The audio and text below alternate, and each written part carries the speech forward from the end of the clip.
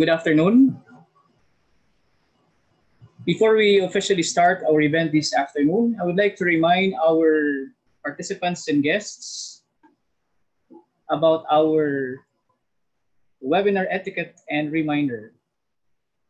So I'm very glad that you have logged in early. So that is, you have to log in early to the web conference early so that you would not be disturbing other participants as well. I would like to remind also our participants to mute your audio if our lines are open. If your webinar host opens the phone or computer audio lines to let audience members speak, keep your phone muted whenever you're not speaking. Then, please be an active participant. Provide your inputs to polling questions, respond to requests for comments or questions, and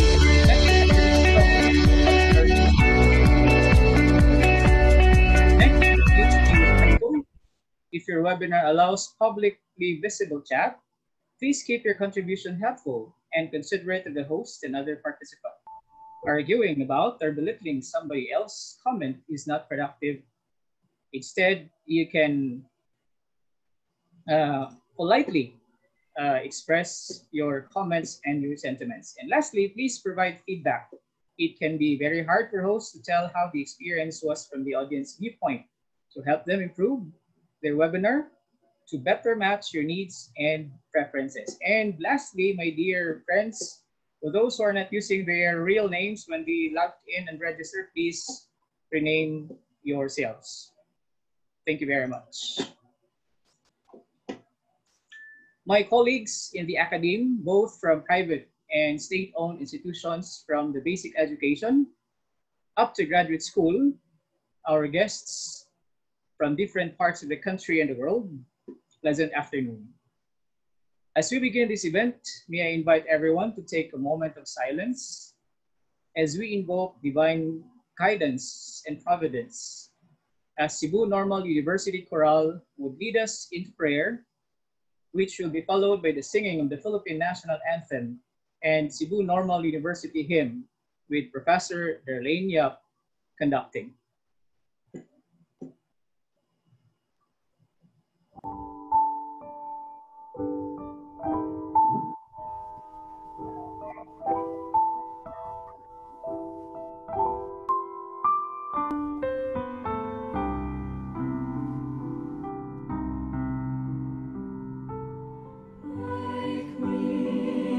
Serve God, thy good, dear Lord.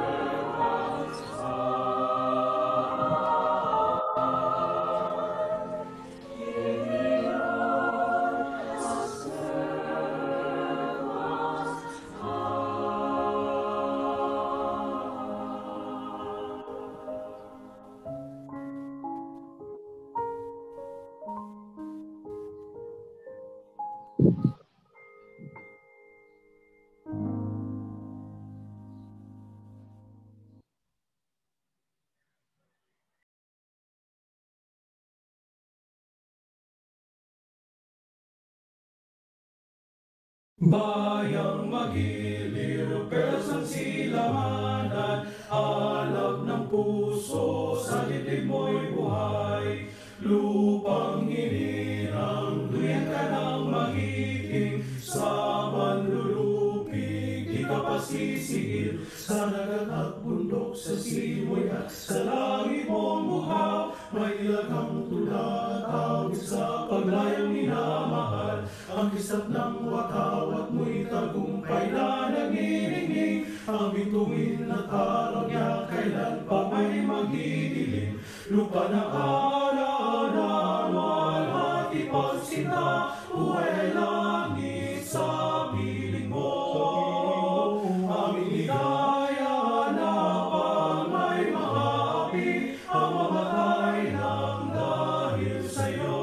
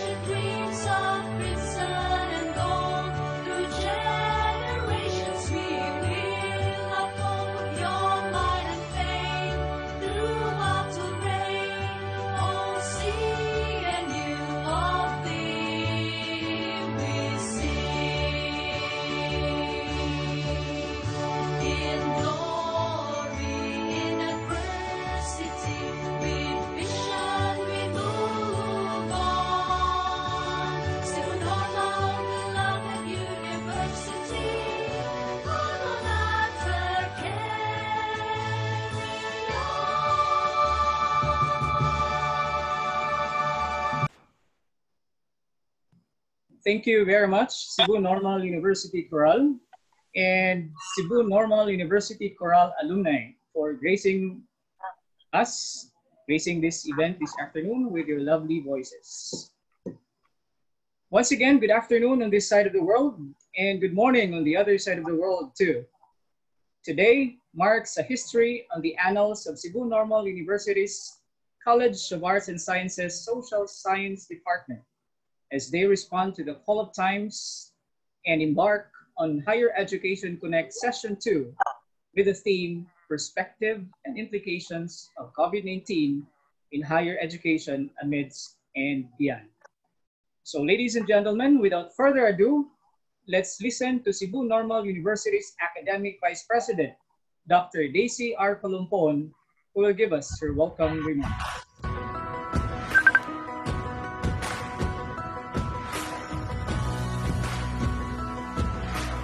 Good afternoon, everyone.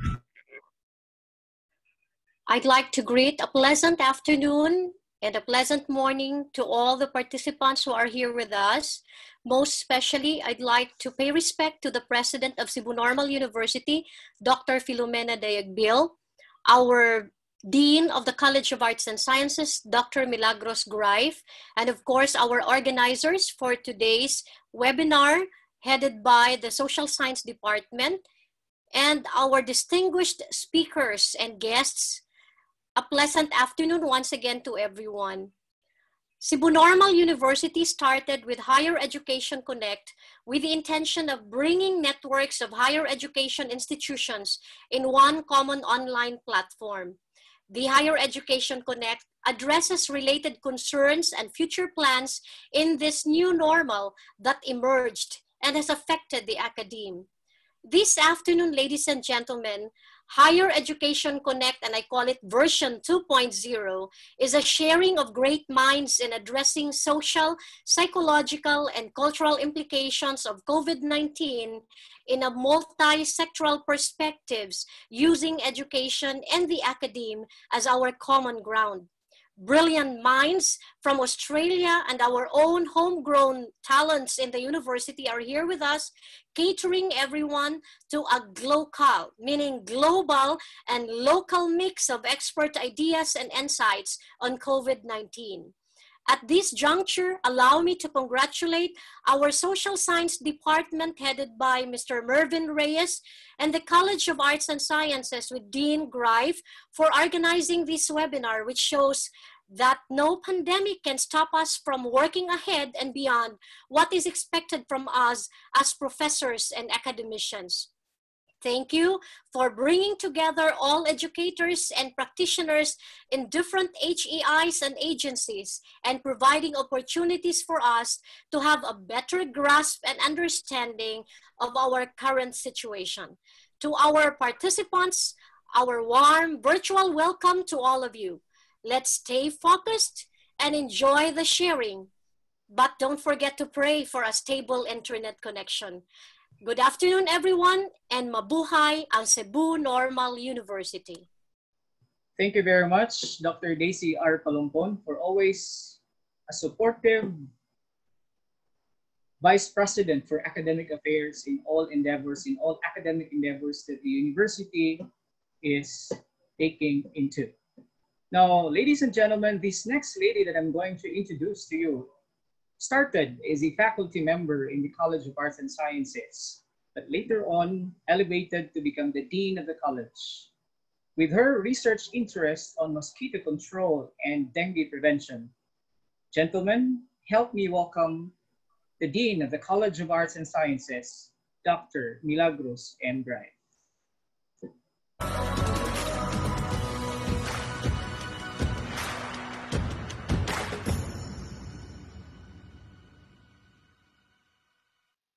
To our very proactive University President, Dr. Philomena Dayagbel, our very supportive Vice President for Academic Affairs, Dr. Daisy Palumpon, other officials of the university, faculty members, guests, good afternoon. Being truthful to its mandate of devoting its studies on societies and relationships among individuals, especially at this period of COVID-19 pandemic, Social Sciences Department initiative of coming with this webinar is a laudable one. I would like to thank our guest speaker from University of Canberra, Australia, who will be properly introduced later, together with the rest of our speakers, who will be sharing their expertise in this conference. It is indeed my great honor to warmly welcome all attendees.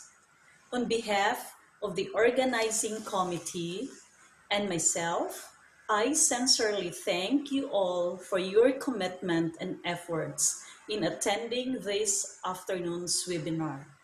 Thank you once again.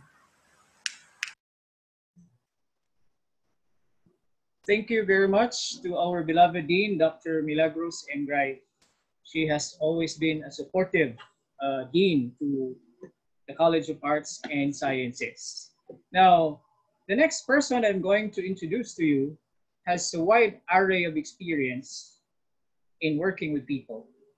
He will explain to us the rationale of this event.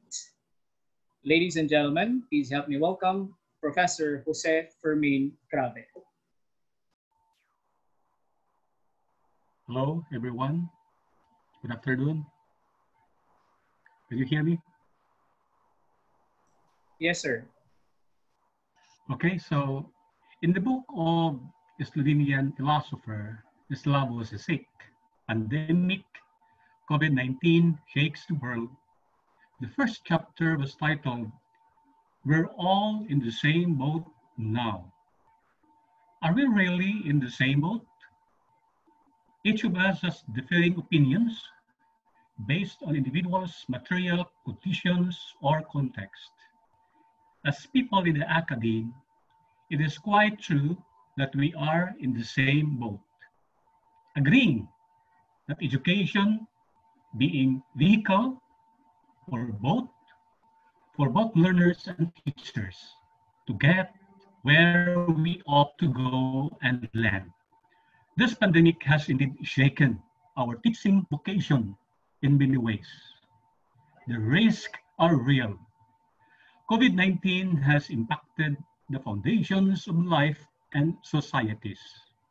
Many among us are bewildered and even refuse to entertain some existential questions as asking may lead to nowhere or worse, multiply our uncertainties.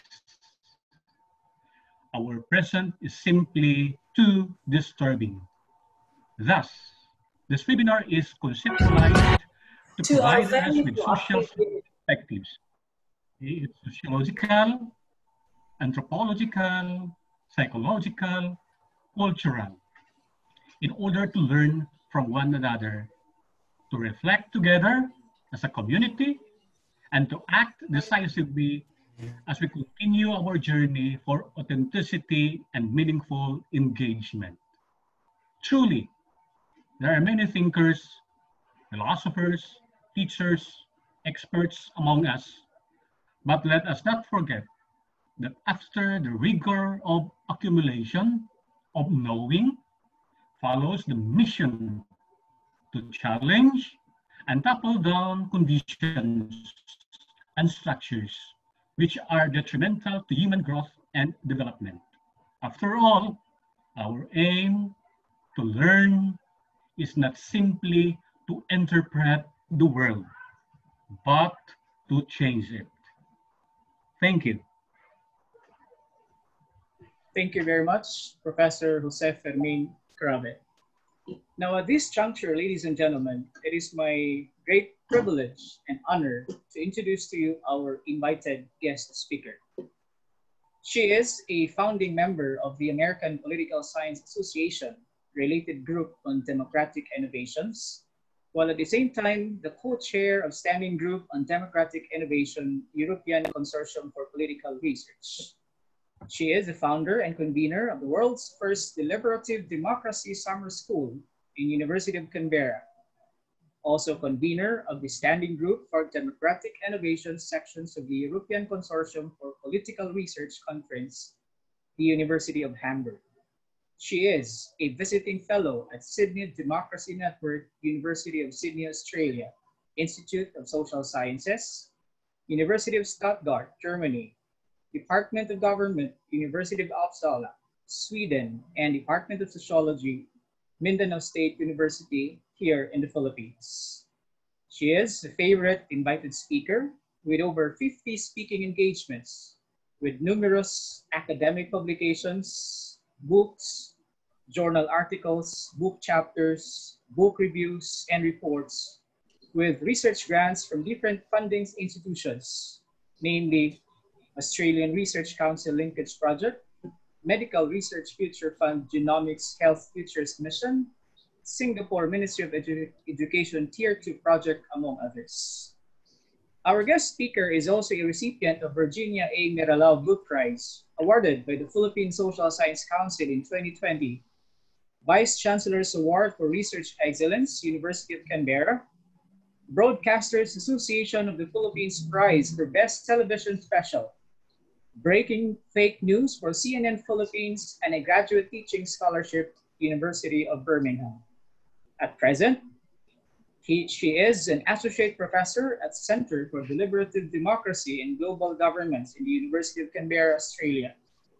She finished her PhD Sociology in the University of Birmingham, MA Sociology with distinction in the University of Manchester, and BA Sociology cum laude from the University of the Philippines.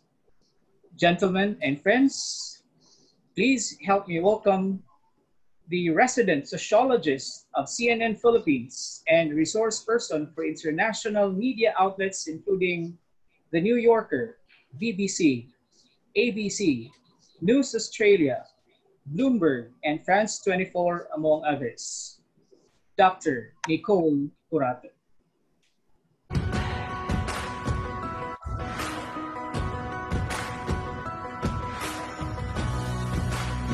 Okay, good afternoon, everyone. First, I'd like to make an audio check. Can I get a thumbs up if you can hear me well, please? Okay, thank you. I too am praying for a good internet connection this afternoon. So if at any point you stop hearing me or I freeze in the screen, just please use the chat box to get my attention. So good afternoon, everyone. Ayong hapon. Thank you to the Social Science Department, College of Arts and Sciences of Cebu Normal University for inviting me to be part of your international webinar. And thank you to Professor Mervyn Reyes and Dean Milagros Greif for the invitation, as well as to Dr. Filomena Dayagbil and Dr. Daisy Palumpon as well for the very warm welcome.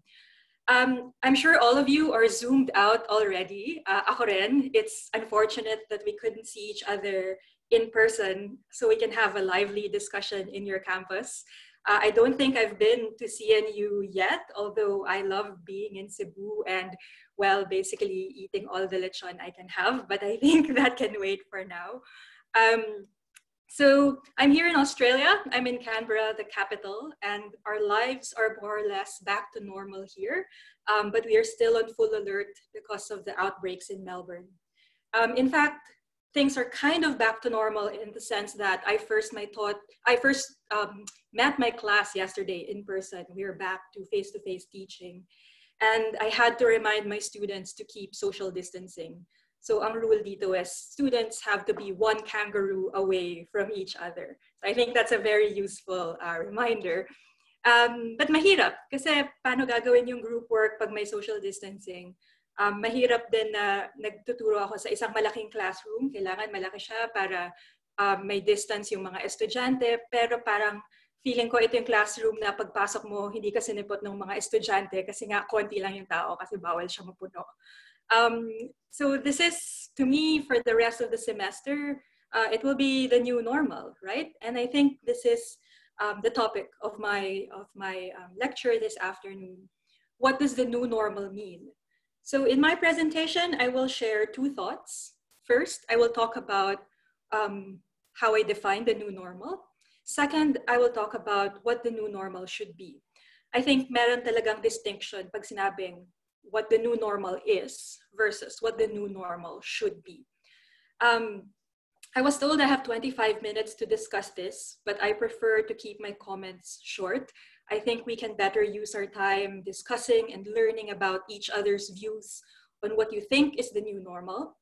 I will not focus on higher ed so much in my talk. I hope I can learn from you about your thoughts on this issue. So consider my lecture as a provocation or a scene setting for us to reflect on what the new normal is.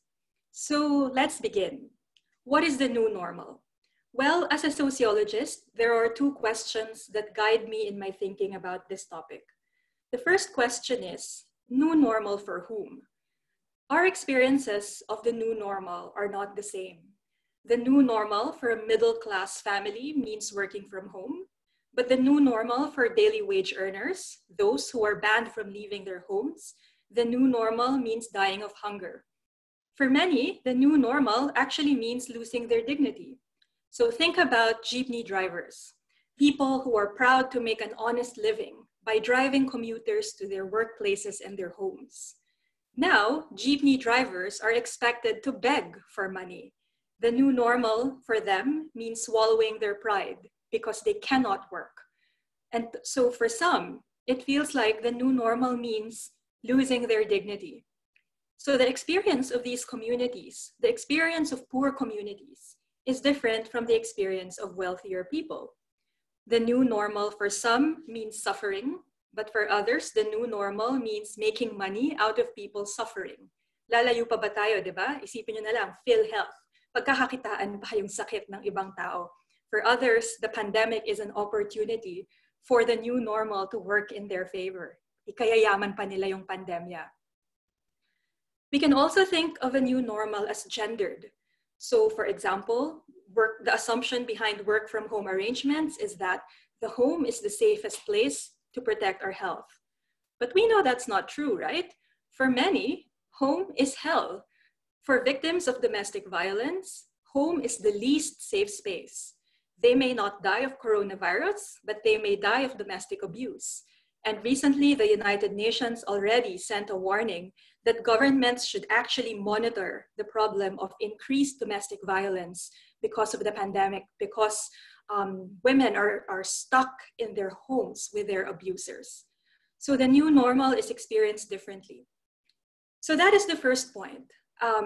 What is the new normal? My answer to this question is, it depends who you're asking. We experience the new normal differently. Second, we can also challenge the question actually, is the new normal really new? Of course, I don't deny that COVID-19 has changed our lives. There's no question there. But rather than seeing COVID-19 as an event that is entirely new, one way of seeing it is to think about our country's responses to the pandemic and how these responses are really not new. They're just extensions of how we responded to crises in the past. So let me share with you what I learned from my fieldwork with urban poor communities in Tacloban. So over 3 years, I spent time documenting the experiences of communities affected by Typhoon Yolanda. And one of the main problems of disaster preparedness, I realized, is the systematic disregard for the voices of the poor. For example, when the government issues typhoon warnings and communities are asked to evacuate to safer ground, usually families who refuse to leave their homes are dismissed as irrational and stubborn. Matigas ang ulo, pasaway, sinabihan na ngang umalis ayaw pa umalis. Ayan tuloy na tsunami. What we fail to realize when we think about disaster preparedness in this manner is that there are reasons why poor people refuse to leave. Often, families worry that leaving their homes means risking losing their boats. Baka mawala yung bangka ko. They're not stubborn. In fact, they're being responsible. They just want to make sure that they can go to work the following day, they can go fishing tomorrow, so they don't have to rely on government's help. For others, leaving their homes or evacuating means risking their homes to land grabbers who might take advantage of their absence and take their land away. Baka nakawin yung lupa nila. Baka pagbalik nila galing sa evacuation center, baka biglang may eviction notice na sila. So hindi natin sila masisisi kung ito yung karanasan ng magulang or kaibigan nila at yun yung naaalala nila. Kaya rin maaari nating maintindihan kung bakit hindi sumusunod sa eviction or sa evacuation notice ang mga mahihirap dahil may karanasan sila na hindi dapat sundin yung mga ganitong klaseng advisory. So you might ask, ano ba yan? Pandemya yung topic tapos biglang disaster. Bakit niya pinag-uusapan yung fieldwork niya sa Tacloban? So why am I grounding my insights from my fieldwork? I think it's because how we respond to the pandemic is the same response that our leaders have when it comes to disasters. It's the same response in the sense that they don't listen to the poor. They accuse the poor of bad behavior instead of listening and understanding the reasons why the poor behave this way. So for example, when the IATF said we need to practice social distancing, this assumes that we live in spaces where social distancing is possible. But it's quite silly, isn't it? How is social distancing possible when a family of 8 literally lives in a box? How is regular hand washing possible if there is literally no running water? How can we expect people to wear a face mask if people cannot even feed themselves because the lockdown cut their source of income? And 20 million Filipinos live in this condition. It's not an exception. This is the norm. So ano yung response ng mga leaders natin, karaniwan?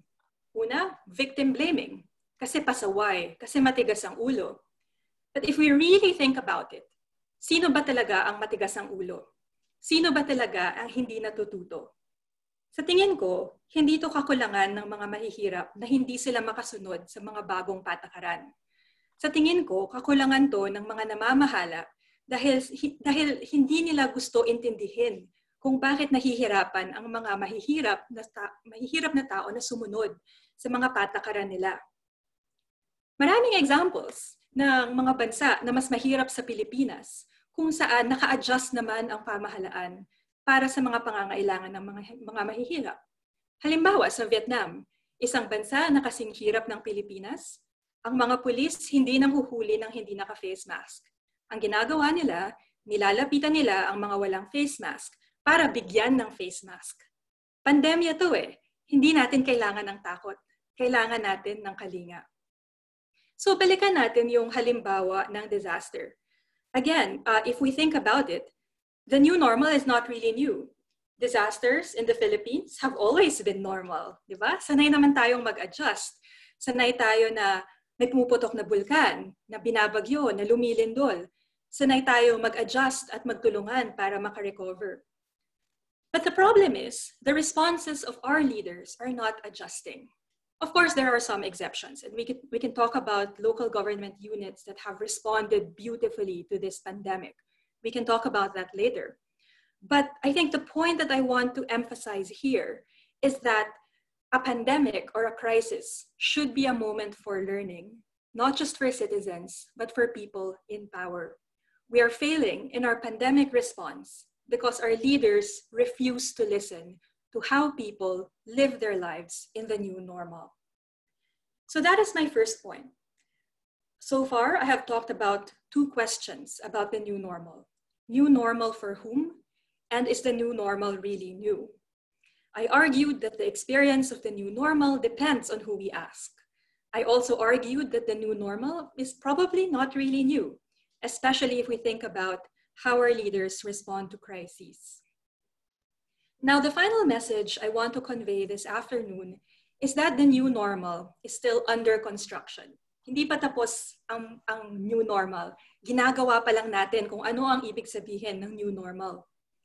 So in sociology, we refuse to accept the concept of normal as given. So usually kasi pag sinabi yung salitang normal, we just say, it's typical, it's not out of the ordinary. Ganyan talaga, normal eh, di ba? Ganyan na yan. I think we have to reject that. We have to refuse that. When someone says this is normal, when someone says this is typical, we have to be skeptical. We have to ask questions. Who says it's normal? Who benefits from what's normal? And who is disadvantaged when we talk about this kind of normal? So I think my message here is that what we consider to be normal is not a given. Hindi lang yan basta, ganun eh. Yun na yung nakagawian eh. What is normal is a product of decisions that we make every day. And if we accept, for example, the normalization of threats, then we are building in a world where we live in fear. And we can reject that world. We can refuse a world where we are constantly being told that we are bad citizens. We can reject a world where we are constantly told na pasaway lang tayo, kaya pa rin tayo may pandemya. We can think or construct the normal as a time of creativity. The new normal can be a time of solidarity. It can be a time for innovation. And we can only do this if we start listening to the voices of those that have not always been part of our conversation. I think we can do better if we start thinking about the pandemic from the perspective of the most vulnerable sectors of society, the sectors of society that I mentioned earlier. So, siguro yung iba sa inyo parang, ano yun? Anong ibig mong sabihin? Pandemya nga eh. Hindi ba dapat lahat ng mga polisiya manggagaling sa gobyerno at ang role lang natin ay sumunod? Sa tingin ko, hindi. Sa tingin ko, bilang teachers, bilang mamamayan, meron tayong papel na ginagampanan para mag-isip ng ibang alternatives, para mabago naman kung anong ibig sabihin ng new normal. Let me give you two examples. We can, for example, reimagine the role of the police and the military as people who punish quarantine violators. Do they really have to punish quarantine violators? Maybe we can reimagine their role in a different way. Maybe they can be people who will find out why it is hard for people to comply with quarantine. Halimbawa, bakit may nahuli na isang teenager na walang quarantine pass? Pwede mo siyang ikulong, pero pwede mong tanungin, bakit ka nag-violate ng quarantine? Bakit ka lumabas ng bahay? Kasi papunta siya sa botika. Kasi kailangan niya bumili ng gamot para sa lola niya na may sakit. Then if that's the case, which is the case for many quarantine violators, if that's the case, then let's innovate. Some LGUs have a mobile palengke. Baka pwedeng may mobile botika para hindi na kailangang lumabas ng mga tao, ilapit natin yung services sa kanila. And some LGUs are already doing this. So problem solved. Ang problema, hindi yung tao na kailangan bumili ng gamot. Magva-violate talaga siya ng rule. Ang problema, hindi nagmamatch yung expectation at reality. Hindi nagmamatch yung pang-araw-araw na kailangan ng mga tao sa mga polisiya na kailangan nating sundin. Let me give you another example. Marami pa ring tambay sa kanto kahit sinabing bawal na magtipon-tipon. Pwede natin silang hulihin or pwede rin natin silang pakinggan. Bakit ba kayo nakatambay dyan? Malamang ang sagot nila, kasi mainit sa bahay. Kasi hindi lahat may aircon. Kasi 24 oras kami sa bahay, mag-aaway kami ng misis ko, kailangan ko lumabas. Fair, di ba? Hindi naman mali yung sagot. Makabuluhan naman yung sagot, di ba? So bakit hindi tayo gumawa ng isang policy na halimbawa tuwing 4:00 ng hapon, pwedeng lumabas ng bahay, pwedeng magkita-kita ang mga magkakapit-bahay, pwedeng mag-exercise, pero dapat naka-mask, pero dapat naka-social distancing, pero dapat 30 minutes lang. At gamitin natin ang mga pulis, mga tanod para siguraduhin na ligtas lahat. Kung merong masyadong malapit, baka pwedeng i-remind na pwede pong lumayo. Pag lumagpas ng 30 minutes, baka pwedeng i-remind, pwede na pong pumasok sa bahay. Pwede, di ba? And this is what I mean when I think about the new normal is still being constructed. Huwag natin sana tatanggapin kung ano man ang new normal na meron tayo ngayon. Meron tayong kapangyarihan na mag-isip ng mga alternatibo kung paano tayo makaka-adjust sa mga bagong karanasan natin dahil sa pandemya. So in closing, I think the new normal is still under construction. We know that the new normal, we know what the new normal is now, but we can still make a case for what the new normal should be. So I'll end my comments there. I look forward to the discussion. If medyo shy kayo to ask questions through the video, you may use the chat box, and I'm more than happy to have that conversation with you. So thank you for your attention. Thank you very much, Dr. Nicole Curato, for that very grounded and informative discussion. Maraming salamat po. We'll hear and see you later during the question and answer. Thank you very much once again. Now, our next speaker will be introduced to us by the director of the NSTP of Cebu Normal University, Professor Romualdo B. Generalao. Good afternoon, everyone. It is my great honor to introduce a colleague of ours in the person of Professor Randy Indradan Pideri, who is an associate professor in Cebu Normal University here in Cebu City. He's a licensed professional teacher who finished his Bachelor of Arts in Philosophy at Christ the King Mission Seminar, Quezon City in 1998. He also completed his Master's in Sociology at the University of San Carlos, Cebu City in 2008 under the CHED Scholarship Program. Currently, he is pursuing a degree, Doctor of Philosophy in Social Science at Silliman University, Dumaguete City, under the CHED K-12 Transition Program. He has been into teaching profession for 20 years, and he taught religion and social science subject at St. Paul University, formerly the San Nicolas College in Surigao City, Surigao del Norte, from 1998 to 2001. He continued his teaching career at Surigao Education Center, and in 2003 to 2012, where he taught sociology and philosophy courses. He has been with Cebu Normal University since 2012, where he teaches sociology and philosophy. He is one of the founding board of directors of a professional organization. We called it Societas.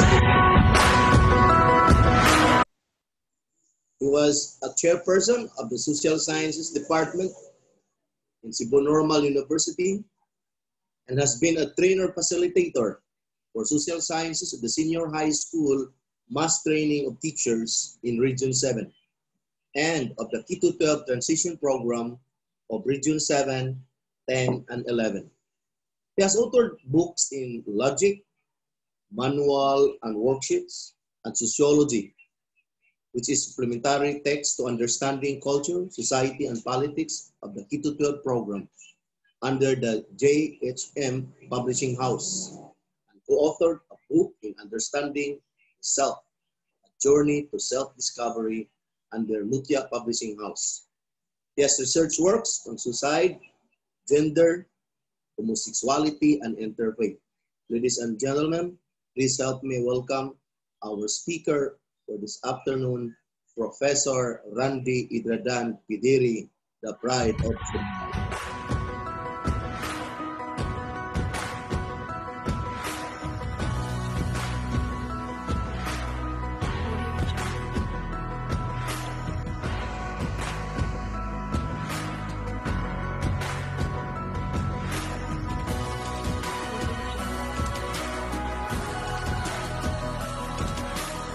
Good afternoon, everyone.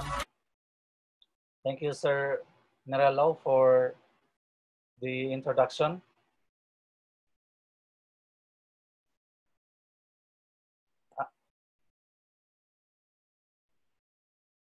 My topic is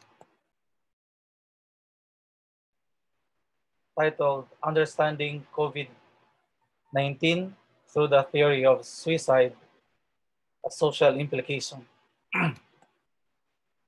What I'm going to share to you this afternoon is derived from my studies on suicide, and that also of David Emil Durkheim. But before I proceed, let me share to you first my objectives. First one is, I want to provide a different perspective in understanding COVID-19. And I think what makes the difference is the use of the theory of suicide as my platform of analysis. Then second is, I want to expose the social implications of COVID-19, which for me are not well considered and understood. Like, for example, when we ask questions, why do we need to stay home? Or why do we need to follow quarantine protocols? Why do we need to open up business establishments? Then why do we need to start the school year? These are only few questions that imply the social aspect of COVID-19. Then the third one is, I also want to comment on the approaches towards COVID-19, especially by the government or the OH and IETF, and also deal with some opposing views. So to start with, let me give you the background on my studies. I conducted 2 studies on suicide. The first one is titled The Context and Reasons Behind Suicide Phenomenon in a Highly Urbanized City, that's Cebu City, from the perspective of the significant others. This is a quantitative study using face-to-face interview with a survey questionnaire to the victims' significant others. The second one is Understanding Suicide Phenomenon from the perspective of the lost survivors, basis for an intervention program. This is a qualitative study using purposive criterion and convenient sampling with mini focus group discussion and in-depth interview to lost survivors. Both of these are completion requirement leading to my degree in PhD Social Science. But I cannot give you the full details of my study, so because of time constraints, so I can only give you the salient findings. The findings are grouped into two. The first is the socio-cultural, and the second one is psychological, emotional, and mental state. So they are grouped together. Under the socio-cultural, we have financial problem, spouse conflict, parent-child conflict, and loss of friendship. In my study, most of those who committed suicide are unemployed, in no work and no pay status. Most of them are married or cohabiting. So we can see here the need of money, especially when we talk about satisfying the basic needs of the family. In other words, it's necessary to their own survival. And I also discovered that this condition of money, is the source of the spouse conflict, aside from the third party issue, and also parent-child conflict, as most of them still depend financially on their parents, expressing then that they are not loved, or with no support for their plans, or being rejected by their own blood. The loss of friendship is not that does not have any connection with financial problem, because it's actually due to a partner who finds a new interest and love. Under the psychological, emotional, or mental states, we have stress, depression, self-pity, loneliness, loss of purpose, and loneliness. So they got stressed by their condition, and that they were somewhat alone in facing their problems in life, that they can't find someone to cling to. And it is as if there is no more tomorrow, and that they are ready to give up. But when I also ask why they have these feelings or emotions, they all draw that back to the socio-cultural factors mentioned a while ago, like financial problem and spouse conflict. So what do all these studies say? The findings of my study tell that the cause of suicide, or their thoughts, or the tendency to commit, the decision to commit suicide, can be trailed from the psychological factors or the mental states, and also from the socio-cultural factors. This made me conclude that suicide is a psychosocial issue. But when I dig also deeper, I happen to establish that the psychological or emotional conditions of the victims, or their mental states, were influenced by their socio-cultural situations. Here, we can also conclude that the socio-cultural factors are implied as the root of all root causes. And these are factors which are commonly left out when people talk about suicide. Though I respect how significant it is for the experts of psychology, psychiatry, and medicine, but the bottom line of this suicide issue can essentially be tracked from the conditions of society or of the family.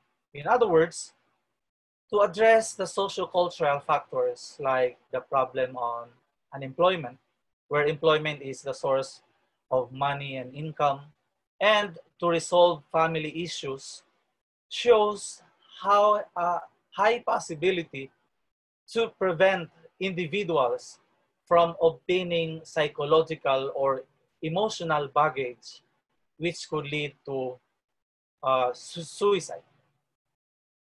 So the psychosocial implication of suicide leads me to express that this is also how COVID-19 should be treated and understood today. The way how people think, behave, or decide, act is disturbed by COVID-19 pandemic. COVID-19 is controlling or dictating the tempo of our current situation. In fact, many people now encounter same psychological or emotional conditions with that of the suicide lost loved ones. In other words, COVID-19 as a health issue in the beginning triggers the psychological, emotional, mental, and sociocultural environment of the general public. Many are facing financial problems, needing financial assistance, as many are into no work, no pay status. The issue of money has been proven in my study on suicide as a source of conflict inside the family. People are getting stressed and depressed. In fact, many even committed suicide. Because of this, there are concerned individuals who are into promoting helplines or support system. Dr. Hernani is one of those. So many webinars are also into this. A friend, Colonel Iscamillan, I think he's around, he does. He's even into spreading 25 push-ups daily as an awareness campaign against stress disorder, anxiety, and depression due to COVID-19. So evidently, COVID-19 brings the psychological, emotional, and societal effects into the open. So it's my stand that COVID-19 is no longer a health issue, not even a psychological or mental issue alone. It triggers the whole social system. In fact, it also reveals the strengths and weaknesses of individuals, especially our leaders, our government. So therefore, COVID-19 pandemic is now a psychosocial one. So if we talk about health in this pandemic, we refer that to psychosocial health. So for me to address COVID-19, psychosocial considerations must be in place. And this challenge is addressed to major social institutions. So we have the family, we have the church, we have education, we have the economics and governance. So this is where the initiative should start. In the study of Emil Durkheim, he asserted that suicide is caused by social structure and its functions.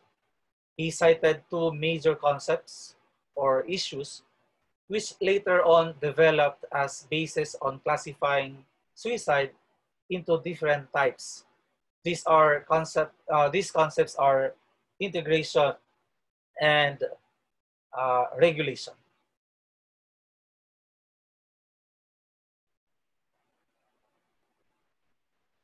When we talk about integration, this refers to how an individual observes or how an individual communicates or relates with others. And that if one relates or worse, never goes or interacts with others, perhaps thinking he or she can carry everything in life, becoming too self-reliant, too individualistic, that he doesn't or she doesn't need other people. That's very dangerous because it can lead to suicide. It's called by Durkheim as egoistic suicide. However, if one also overly integrates to the point of even sacrificing one's life for others, that can also lead to suicide. It's called altruistic suicide. When we also talk about regulation, this refers to how an individual observes or social norms. If one observes or feels that there is no regulation or no laws, it can also lead to suicide. We call it anomic suicide.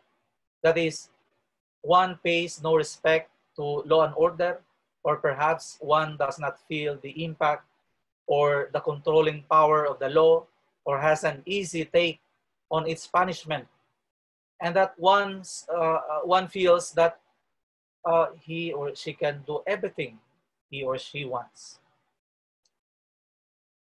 However, if one is also overly regulated, that is, one feels that he or she is no longer free, even to look at the beautiful sceneries and people in the world, or just to mingle with others and enjoy that happiness of the moment, or that he or she likens the situation as that of being put to prison or that of being chained, that can also lead to suicide. It's called fatalistic suicide. Now, the kind of life we have in society is a life of integration and regulation.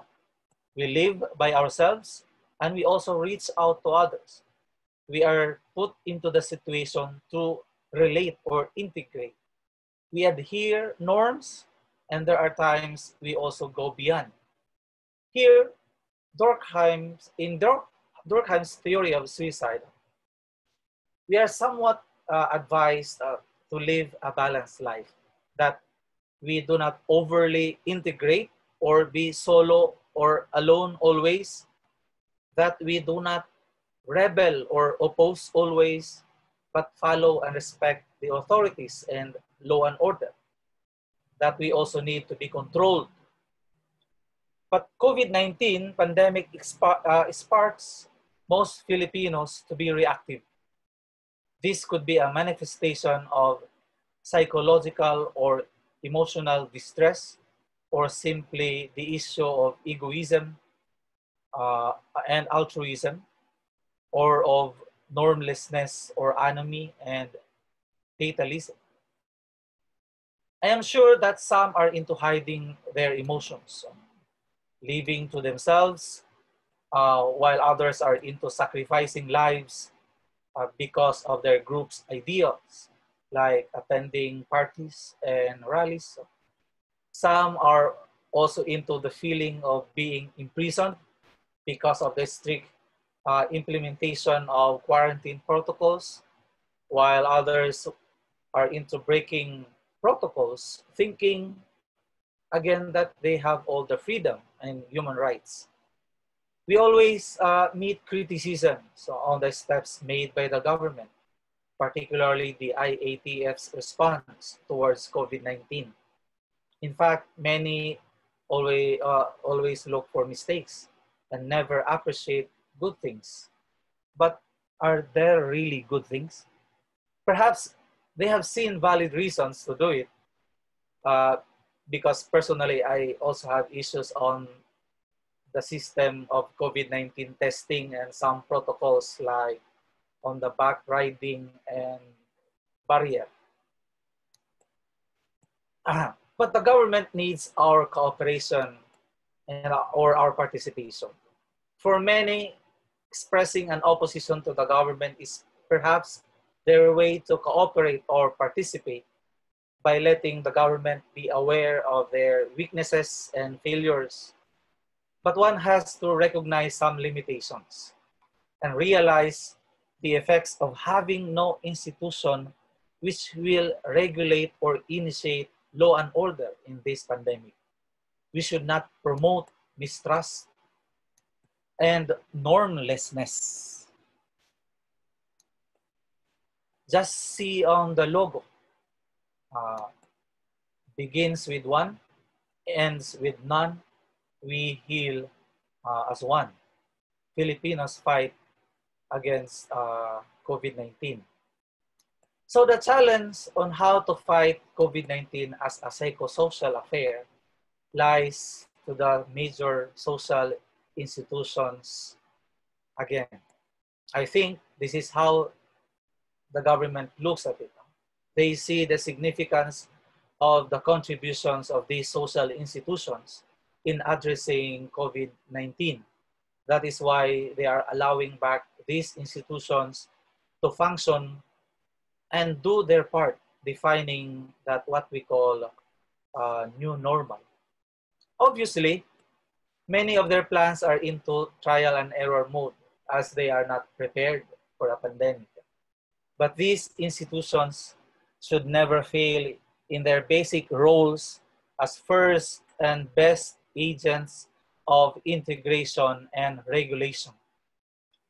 They should be the concrete sources of support system and balanced way of life in this pandemic. In the context of the religion or church, the role of the church is irreplaceable. We are known as a religious country. Our prayer is somewhat a necessity in this pandemic. We are not supposed to stop it. Church activities must continue. The church also serves as one of the support systems or emotional outlets during this pandemic. The church has proven as a reliable and dependable support system. For Catholics, I really appreciate the online celebration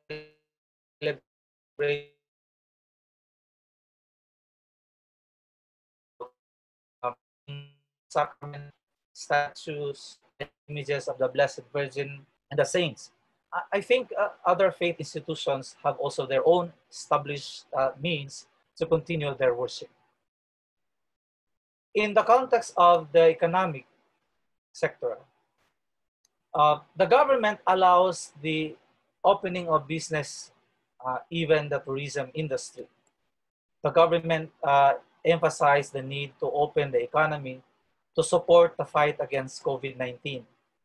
The government expressed the extreme need of funds to sustain and survive as a community. The individual family also needs employment to also earn a living.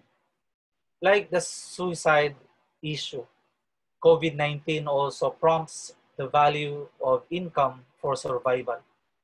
So the economic institutions should provide an opportunity for everyone to survive.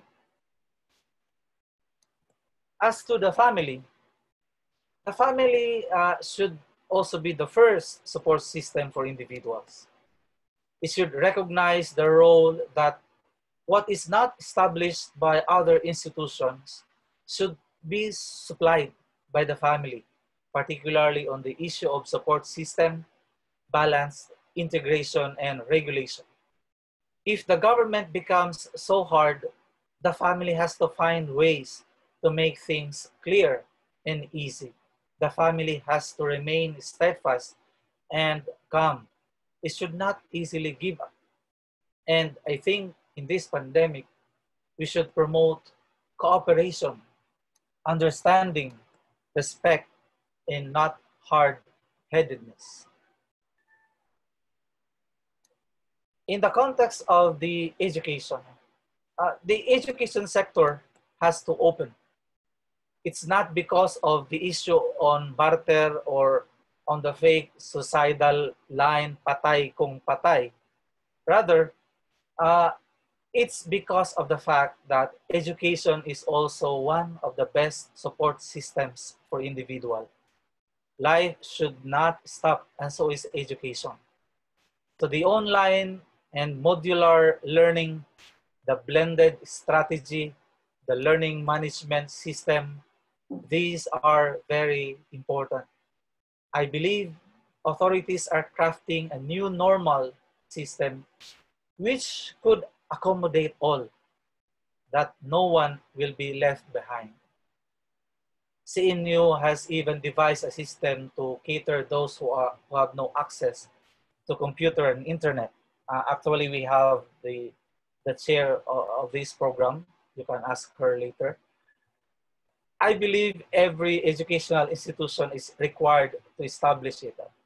As to quality education, I believe it is attainable, as many educational institutions are not new in online and modular education. However, this remains a challenge for new ones, especially for those who are less skilled and those who lack access to computer and internet. But this is done because everything will go down to the fact that it will be more challenging to feel the psychosocial effects of COVID-19 if the school year is suspended. As to the government has the mandate to serve and safeguard the citizens at all costs. They have to see to it and assure the public that everything is okay, that there is hope, and that life would be better. I believe this could be the reason why that when they face the public, they always stay positive, even if for some, like the media and opposition, who keep on insisting the opposite. And when we talk about support system, the government should have that full control on what should be needed, be done, and how to establish and do it. The government itself should not easily give up, even if everyone is tired, most of the times criticized. That's part of their responsibility. And normlessness should have no place in this pandemic. Clearly, it would be more chaotic if there is no government control. It is actually like in our homes, with all the problems, parents cannot easily say, okay, I give up, I surrender, I resign, and that you are on your own. And that as a government, it should not abandon its ship, even if it would make others, especially, again, the opposition, happy. But of course, as much as possible, the government should not also be the source of stress or depression, chaos, and disaster. The government admitted that no one is an expert in fighting against COVID-19, but there are decisions that the public cannot also prevent to criticize. Obviously, they are the most unprepared, as they are also expected as a government to always take the lead and be ready at all times. But said preparation has to be long before this administration. So clearly, they are the most example of being into the trial and error strategy. We can openly suggest and criticize, but not destroy it, especially during this pandemic. In Surigao, we have a line that says, "Adyaw tabang lusungo," or don't add burden, or don't be a burden. We still need a government and still need to trust them. Many might say that criticism or opposition helps establish an equilibrium. But if it is geared towards destruction or destabilization, it is no longer emphasizing balance, but chaos during the pandemic. With the intense battle with the critic, the general public is the one who will be greatly affected. The people are the ones who will suffer more. Lastly, I say COVID-19, like suicide, is no longer a health issue. I see it now as a psychosocial concern. Hence, fighting against it is already a psychosocial battle. This means an inclusive and holistic approach takes into account all factors and involves all authorities, is perceived as the best response. all institutions should take the lead and do their part in the new normal. COVID-19 is now a responsibility of every citizen and an obligation of the government. We need to become calm and trust the process. So it's our responsibility to recover as one. Thank you. All right. Indeed, suicide, among other causes of death, especially or particularly in the Philippines, need to be understood, need to be addressed before it's too late. With that being said, thank you very much, Professor Randy Fideri. Now at this point, ladies and gentlemen, the Director for International External Affairs and International Linkages of Cebu Normal University, Professor Naila Y. Beltran, will introduce to us our next speaker.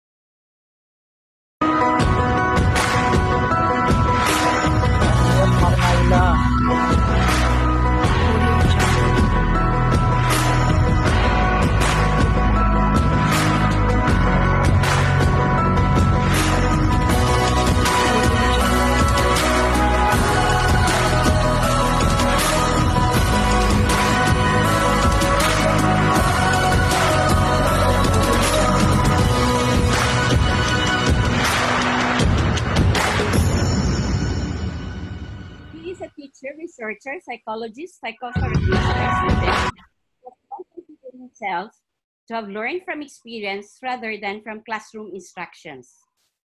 He has presented hundreds of workshops and training programs on substance use, relationship enhancement, and engagement on psycholegal issues. He has been to different court circuits in the Philippines as expert witness on psycholegal issues. As a psychotherapist, he has been conducting assessment, counseling, psychotherapy to victims of violence, child abuse, drug addiction, family-oriented intervention, and personnel and family crisis for 20 years. As an academician, he used to hold the capacity of a dean, department chair, student organization advisor, and counselor. At present, he is an associate professor in psychology and the chair of the Research Ethics Committee of Cebu Normal University. A Gestalt therapy practitioner, advocate, and an active member of the Association for the Advancement of Gestalt Therapy and International Community. He was the regional contact person for the Philippines and a current member of the research task force of the organization. At present, he is a retainer psychologist of Matrimonial Church Tribunal. He is also an active member of board of the Psychological Association of Philippines. Aside from having written and published numbers of articles and researches on psychology, he has been to countless research and training conferences and abroad, participating in dialogical engagement with other professionals. He is the founder and director of the Psychosomatherapia, which offers assessment, psychotherapy, research, and consultation.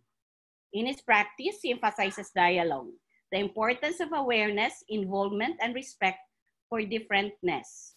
His orientation has always been toward the exploration of human potential. Our speaker holds certificates and licenses on various skills. He is a registered psychologist, a certified addiction professional, ICAP 3, and civil service executive eligibility. Ladies and gentlemen, my honor and pride to present to you Dr. Emmanuel Veloria Hernani.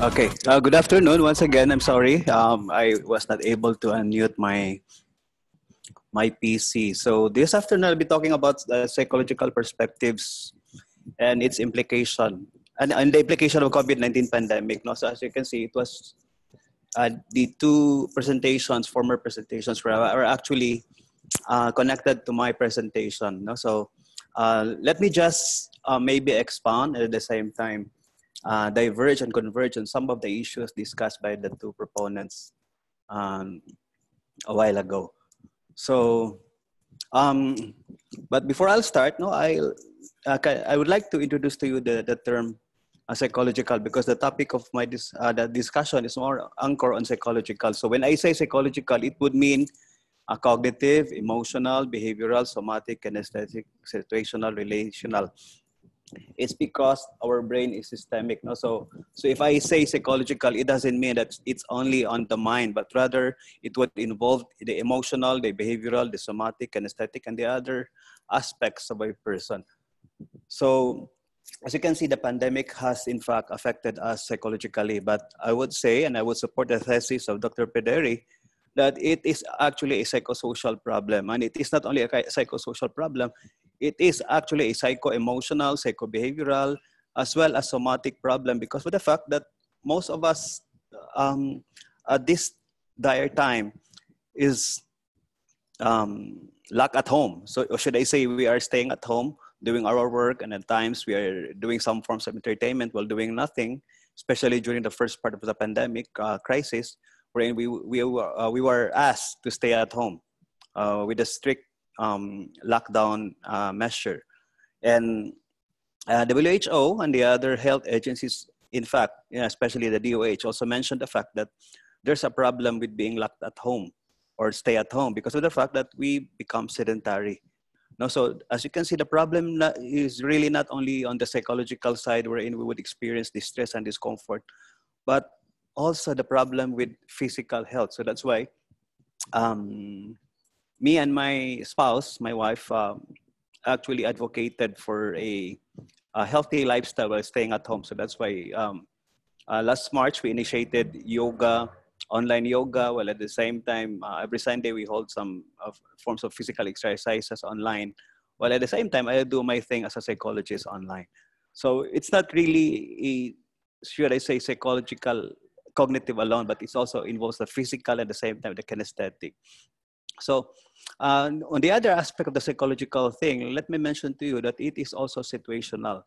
So while you are there now in your place listening to me, perhaps you are in your office or in some place else, like for example, my colleagues who are with me right now is maybe at home. I would like to emphasize that when we say psychological, it also involves your situational dimension. So to be in contact with your situation means that you can be able to control with the situation. So as you can, so be familiar with your situation right now. So where are you now? Are you sitting? Are you standing while listening to my presentation? Or what are you doing? And then try to look at the window, the door, or the furnitures inside of their place, and try to look at the color and try to get in touch with it. This is what we call grounding. So as you can see, as you are moving on and at the same time being interactive with your situation, with the milieu of where you are now, it would change a part of your person. So as you can see, your psychological milieu is changing because of your situation. Not only that, situational is related also to the relational side, wherein we would say that I am here now talking to you, so I am now relating to you by communicating. But what about you while you are sitting or listening to me? Are you relating to something? Yes, you are. You're relating to other persons perhaps, or to your environment. So as you can see, when we say psychological, it also involves the relational aspect. So actually, when we say crisis, it does not only mean that it's a psychological crisis. No, that's the common traditional concept of crisis actually. And sometimes we sometimes say that it's emotional crisis, but actually it's not. It's relational and situational crisis.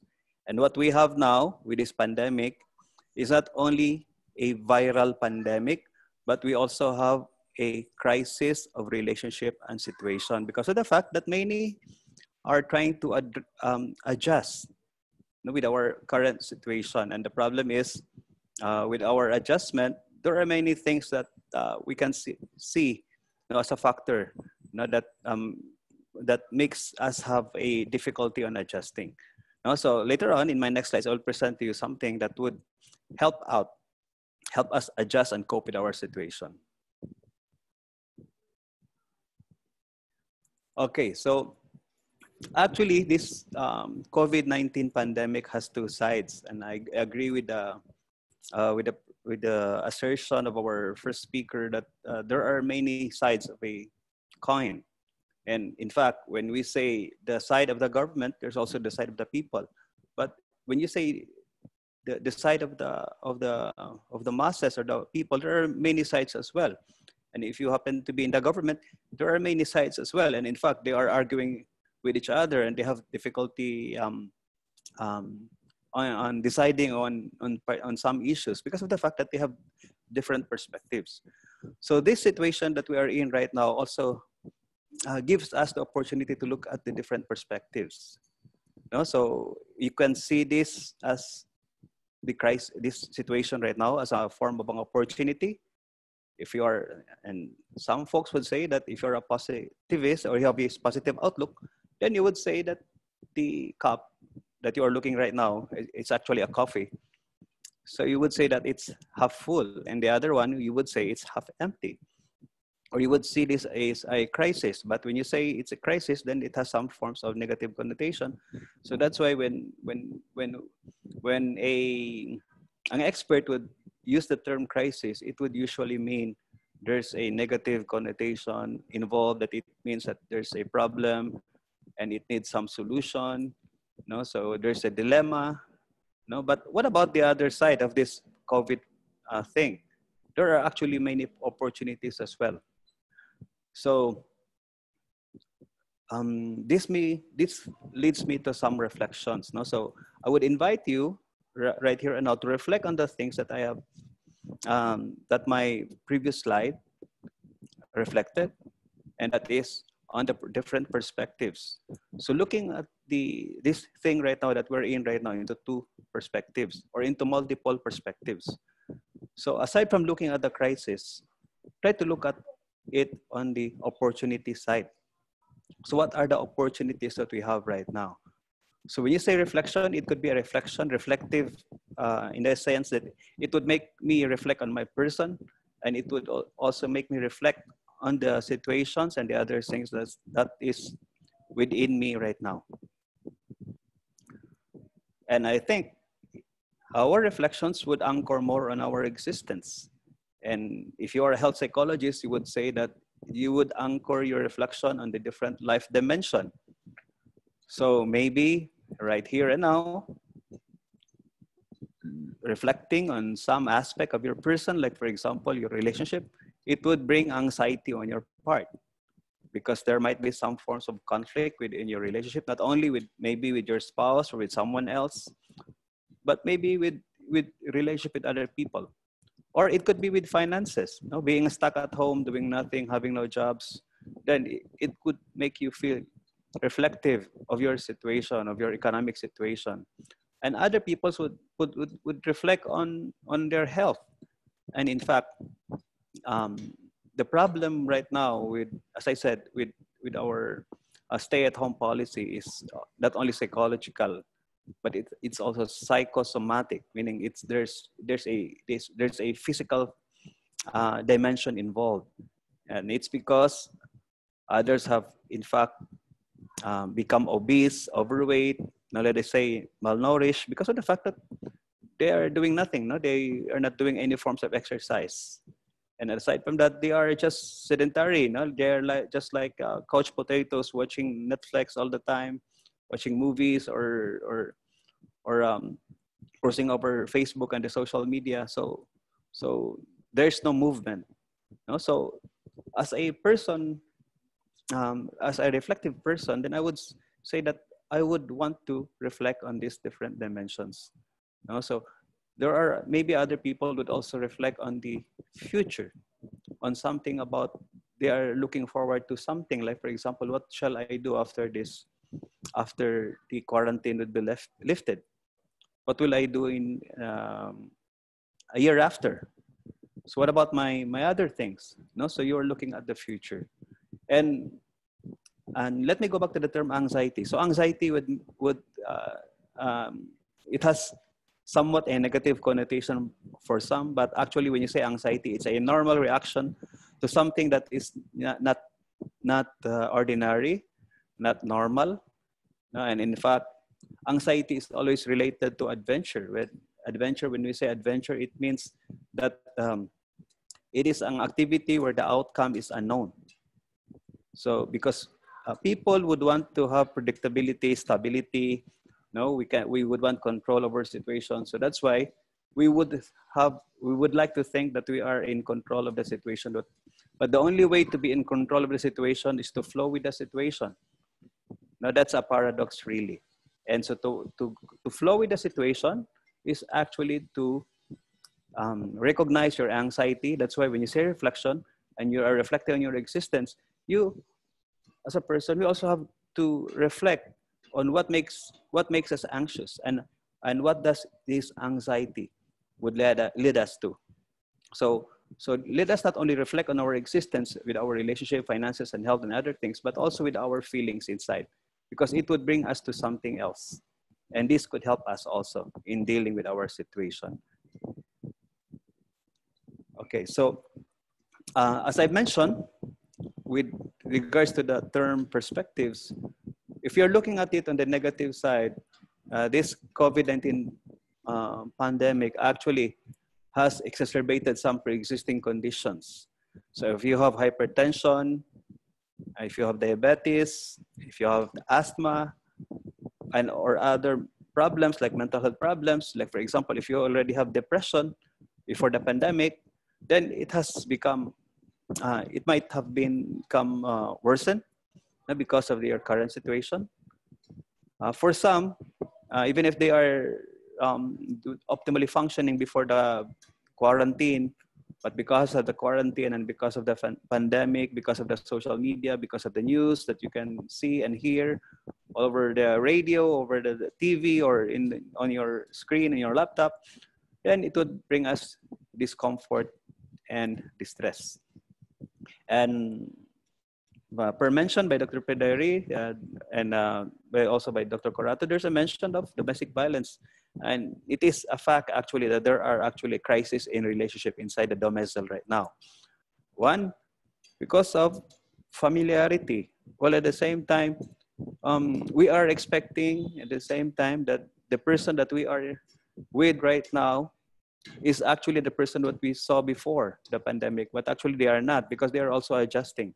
And because of the adjustment, there are frictions that would come out, frictions of understanding, frictions of opinion, and thus conflict would arise. And that's why this conflict would lead to violence.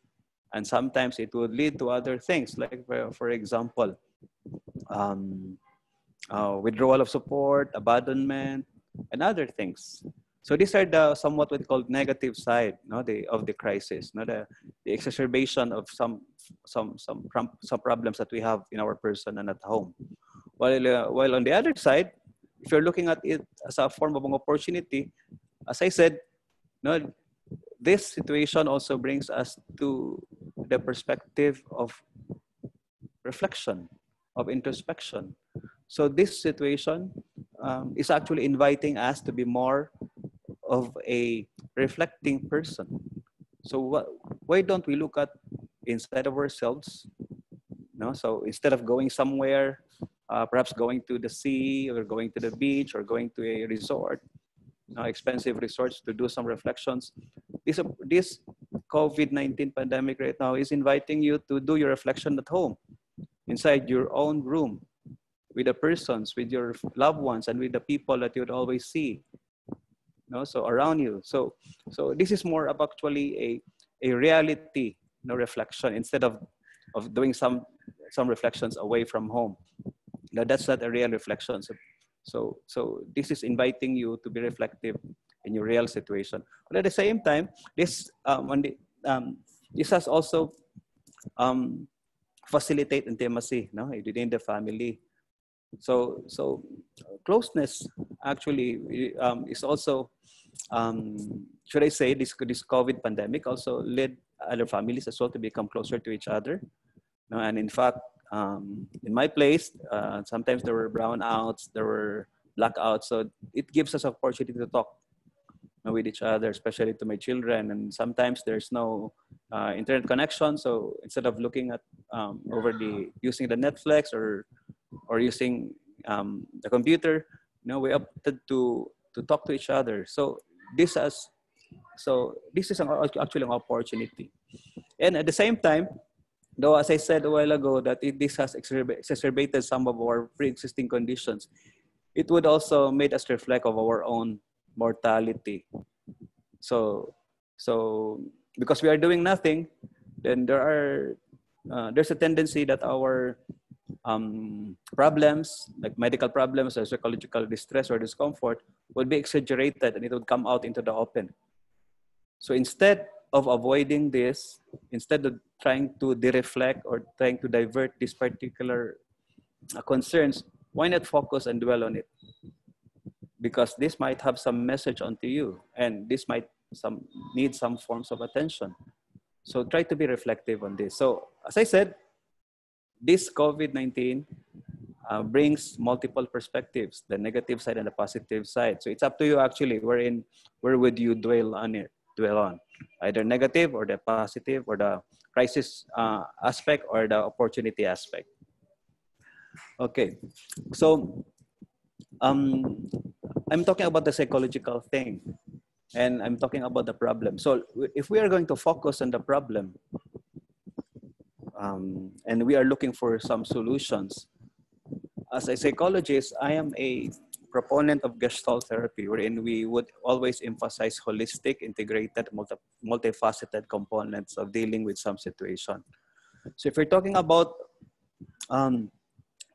personal problem, meaning it involves a problem with an individual or the person, like for example, a health problem, try to look at it on many perspectives, not only on the psychological side. So like for instance, there are actually people, I have clients who would call me at times at night because they cannot sleep. But if you come to look at it, their problem really is not their inability to sleep or their insomnia or sleeplessness. It's because of the fact that they have problems with relationship. Because when I ask them, who are you with right now? What about your family? And then they would say, I cannot talk to my family because we have problems with communication. We have problems with this and that. I cannot talk to my mother. And when I ask them, what about your friends? I cannot talk to my friends because they also have their problems on their own. So actually, when you're looking at a psychological problem, it's not actually just a problem of sleeplessness or insomnia, but actually it's more than that. There are many problems as well. So if you're looking at one problem right now, try to see the tentacles of this problem. So it might have some other bearings as well. And looking at the other side, when you say integrated, when we deal with problems, let us try to make a solution out of it by looking at the integration side. So wherein we would look at the different components of a particular problem. Now, like for example, what I mentioned a while ago is more on insomnia, then we can actually have some forms of integration. So we can integrate other forms of intervention, like for example, physical exercises. So the person can sleep better because of a physical exercise. Or we can integrate other things, like for example, diet. Now maybe that person or this person is addicted to a caffeinated drink, and then she or he would drink before he would sleep. So try to limit the drinking of caffeine. So as you can see, it's not only one problem, but it's a integrated, multifaceted problem. And let us involve the family. So there's a question that I received from a pre-registrants regarding the perspective of the higher education thing, and I think, and also of the school. So I think the question would anchor on the collaborative side. So we are now using the blended learning platform and the flexible learning, and it is actually a problem for parents. So in most of my discussions over webinars regarding my recommendation on this on the problem of blended learning, the psychological side, my emphasis is to make use of the parents. So instead of focusing on the students, especially for young children, try to focus more on the parents too. So we should try to teach the parents on how to teach the children. And the problem, there are really problems. Like for example, when our parents cannot understand, the language that your books are using. Like for example, it's in English, and they cannot understand the English language well. So in respect to that, we should adhere to the socio-cultural milieu of the population in focus. So that's why my recommendation is to change is to translate our manual and our books into the language that the population can understand. While at the same time, let us simplify the language.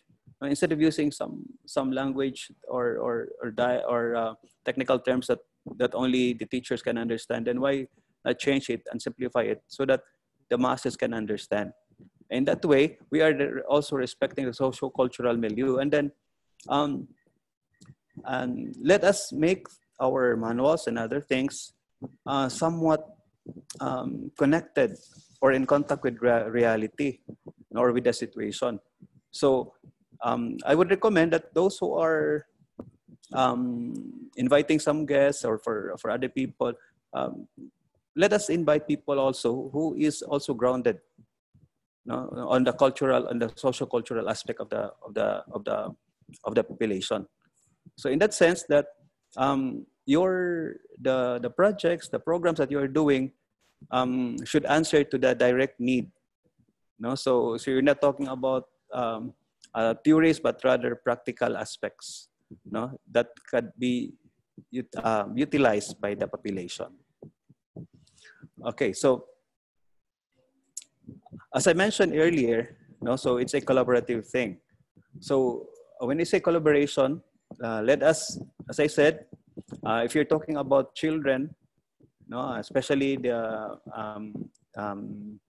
teachers who are in the secondary and elementary level, try to utilize the family or the parents, because you cannot actually teach the children. So, but what we can do is to teach the family, meaning the parents. So try to utilize them by looking at their language, the ability of their way of handling things, so that we can make use of them, in dealing with the children. And then if we're looking at the other aspects, like for example, society, school, workplace, community, without the family, we can do nothing. So the government, I think, should also anchor the programs on the family. And in respect to what I've said a while ago about the socio-cultural thing, as I said, let us try to look at the socio-cultural milieu of the family. And there are many actually exercises, activities that we can do as a family. And this can be useful as well in dealing with the current crisis or the current situation. And Sir Pederi a while mentioned, and in fact he showed us a slide on of a priest walking, carrying a crucifix or a cross. And that is actually a form of a ritual. So when you say ritual, that is also a form of coping mechanism that a family can also utilize, and also the society as well.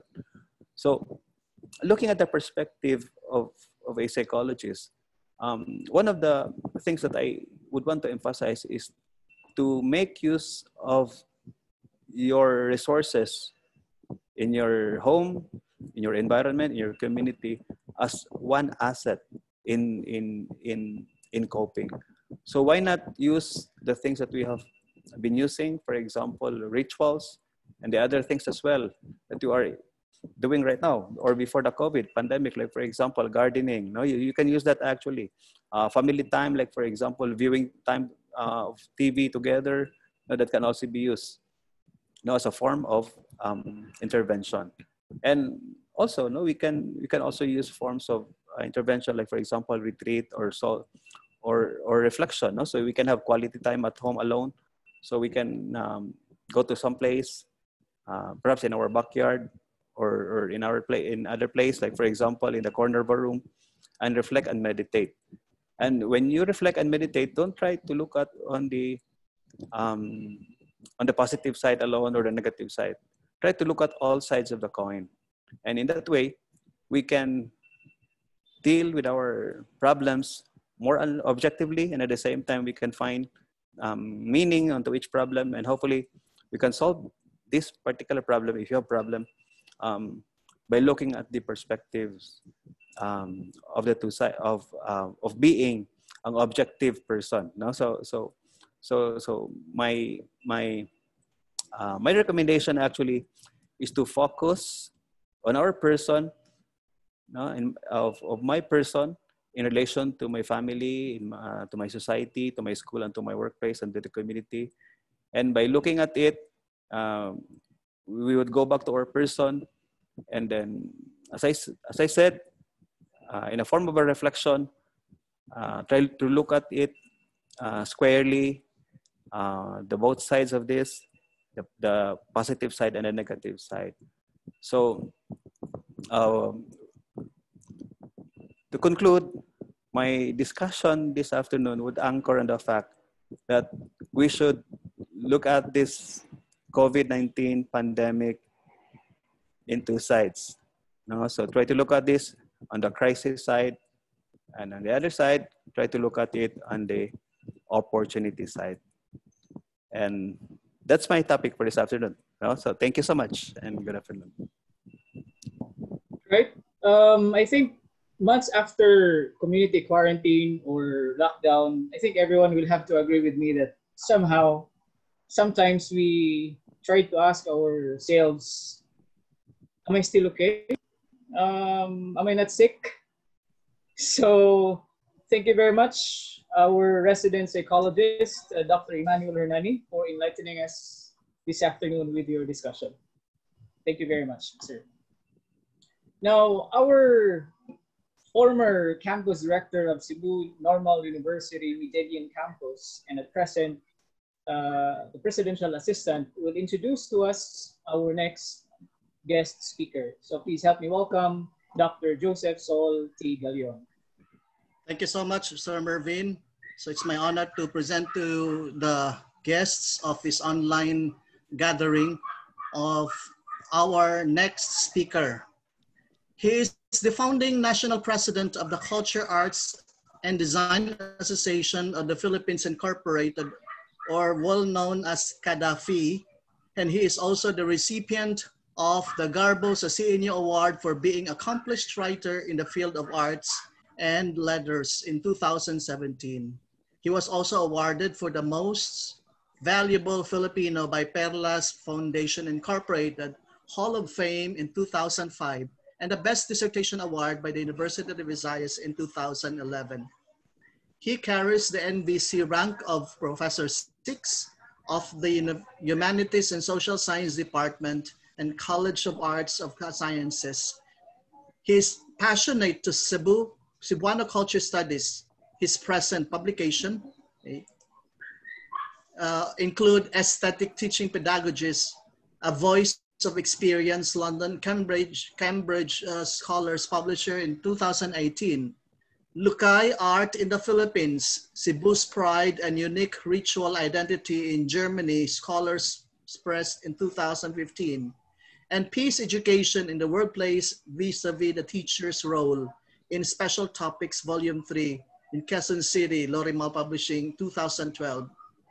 He has published 45 articles in reference journals and gained 87 Google Scholar citations and 5 H-Index in 2013 until the present time. He served in various positions like being the director of the Institute of Research and Innovative Instructional Delivery, or IREAD, from 2017 to present. He became the member of the editorial board of the CNU Journal of Higher Education from 2014 to 2016. He was also the chairman of the Behavioral and Political Studies in 2013 and 2014, the museum curator in 2009 to 2013.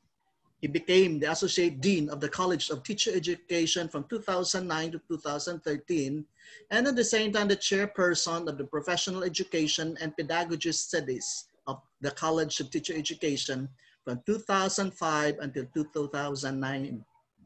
He also became the research chair of the College of Teacher Education from 2002 to 2003, and the Integrated Laboratory School Teaching Mentor from 1998 to 2002, and a junior instructor university at the University of San Carlos Boys School from 1991 to 1998.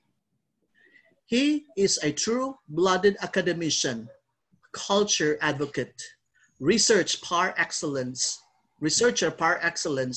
and an author by gift, a father, a husband, and a fellow of great values. Women and gentlemen on this online gathering, give our liveliest applause to Professor Reynaldo Ray Inocean. Thank you, Sol. Thank you. Thank you very much, Dr. Galion, for that generous introduction. Thank you, sir.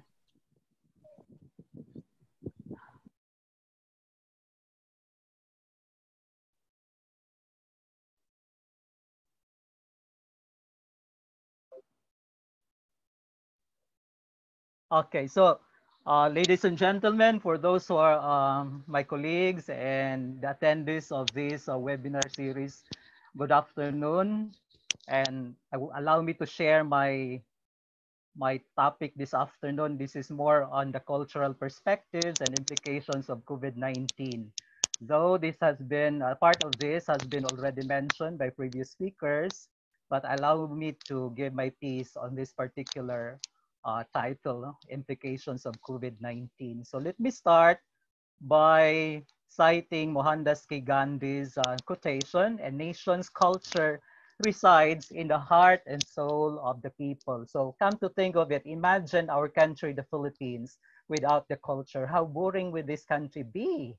And how lonely it is. So it is the culture that makes us a true people. It is the culture that makes us unique. It's the culture that makes our people diverse. So in the midst of this particular pandemic, then culture is always there. It can never be forgotten. So in every aspect of our life, at home, while we are experiencing the lockdown, culture is always be part of that experience. So Gustavo Grunitsky gave us, in 2017, gave us this definition of culture to contextualize by piece. So according to him, culture is the context in which we live and work, including beliefs, behavior, rules, traditions, and rituals. So I would like to emphasize on the beliefs because this is really the cultural lenses. No, this is our values, no, that make us unique as a people. And of course, the norms, the rules and regulations, including the laws of this country. These are what we call the behavioral rules, how we act on this and how we respond to these conventions, including our practices, our customs, and of course, the rituals, which Dr. Hernande mentioned about rituals in the family. There are also rituals in the church. And of course, there are rituals in ethnic communities. All of these comprise what culture is all about. So furthermore, Gustavo Grunitsky mentioned that culture trumps everything. It trumps even psychology and biology. So before these two sciences were created, then there was already culture way back with our old ancestors, the hunting and gathering men and women in the olden past. There was all the culture, though it was really as not so improved, rude, but that is still culture. So I would believe that culture is really the predictor, no, of our behavior, because if for example, the way we think and the way we act, if there is no such culture that we base on, sometimes we can be easily be judged by other people in the community. Okay, so how do we contextualize this? How does culture trump, no, or excel, surpass, or outdo COVID-19? So those some speakers earlier mentioned about their piece on the sociological aspect, the political, and even the psychological. Now, I always believe that culture is always be side by side with all other aspects of those things, like as what they have mentioned, like psychology. Although Sir Tata mentioned about sociocultural factors, and also Randy mentioned about sociological and even economic factors. Now, culture is always be an interlink. There is always an interlapping connections of these disciplines. So Malthus said, no, this was the theory, one of the theories in economics. This is a long time old theory. He said that as human population multiplies geometrically, food supply increases arithmetically. Why is it that I mentioned this? Because this has an impact to the experience of COVID-19 we have, and even the history of pandemics in the world. So look, for example, this culture of hunting and wild animals in the olden times. No? Don't you know that because of the inadequacy of food supply, our ancestors learned to hunt wild animals in order to have the source of iron, protein, and the like, without realizing that there are viruses from these animals that can transfer to their bodies and affected their health. And there is no difference once this culture was already momentarily stopped, because there was the emergence of world civilizations way back in the Mesolithic period. This is the period in between the Paleolithic and that of the Neolithic age. There was the culture of animal domestication. So there was no, there was a continuous need for meat at that time, even up to this period of time, except for those vegetarians who do not really eat meat. So the danger of this culture domestication of animals led to the kind of zoonotic factors of contamination of the virus. So we've noticed about the Spanish flu. This is what we call the Black Death, the bubonic plague in the medieval period. This was caused by the rats, and of course the H1N1 by the birds. We have AIDS from that of the monkeys, and Ebola, no, from the chimpanzees, and SARS from the chicken and other avian animals, and of course the MERS-CoV in the Arabian countries. This is caused by the virus coming from the camels, and of course COVID-19 coming from bats, snakes, pangolin, etc. No, so science was able to find a trace about this, but it started with the socio-cultural factor, which is the need for food in order to survive. Way back in those times, like that in the history of China, when there was really, when China was still poor during the period of the communist movement, then the Chinese people were were encouraged by the communist government to raise and domesticate wild animals in a massive production in order to provide the food on the table. And that is how the virus perhaps spread all over the world, although it is being contradicted by other theories, no, that it is not really coming from these animals, no. But again, there is really the history of this kind, no. Okay. And of course, we would like to look at this data from Woldometrics, no? And what is found in Woldometrics, that there is the linear scale of infections, and of course, but with that is the linear scale of the total death. So what is the implication of this to culture? So experts say that COVID-19 will have to stay up to the remaining years of 2021. Before the vaccine will be finally tested and it will be used for everybody, so that we can go back to normal. So let us really embrace COVID if this is the case, because no matter what we do, no, we have to fight the invisible, but the invisible remains invisible. So then this is really the challenge, not only for the psychological aspect, but also for the cultural and other aspects of life, no? So then we have to look also what are the countries which are mostly hit by this COVID-19. So you've noticed that this dark red, these are the countries severely affected by the pandemic with 1,000, more than 1 million infected cases. So these are Brazil, India, and the United States of America. So if we are going to analyze this, what is common in these three countries? So perhaps it's not just the land area, it's the people, no, the citizens, the densely populated countries in the world, like Brazil and India. So, if, for example, if there is what we call social distancing, it's very impossible for these countries to have social distancing if there is really a very high population density. But that is not true with the United States of America. The density is not that dense compared to India and Brazil. But what is really the problem? Perhaps the problem here is not following the required conventions because they practice democracy. They have differing perspectives. You've noticed that Bush is undermining COVID, and the rest of the other government officials, much as they wanted to implement total lockdown, but of course, if there's a directive from that of the president to open their states, then they have no choice except to open, because that is also paralyzing the business and that of the basic survival needs of the people. So what is the difference of that in terms of the Southeast Asian data? So we noticed that Philippines is the highest. We are now in the hotspots. And of course, second to that is Indonesia. So what is common between these two countries, aside from these are archipelagos?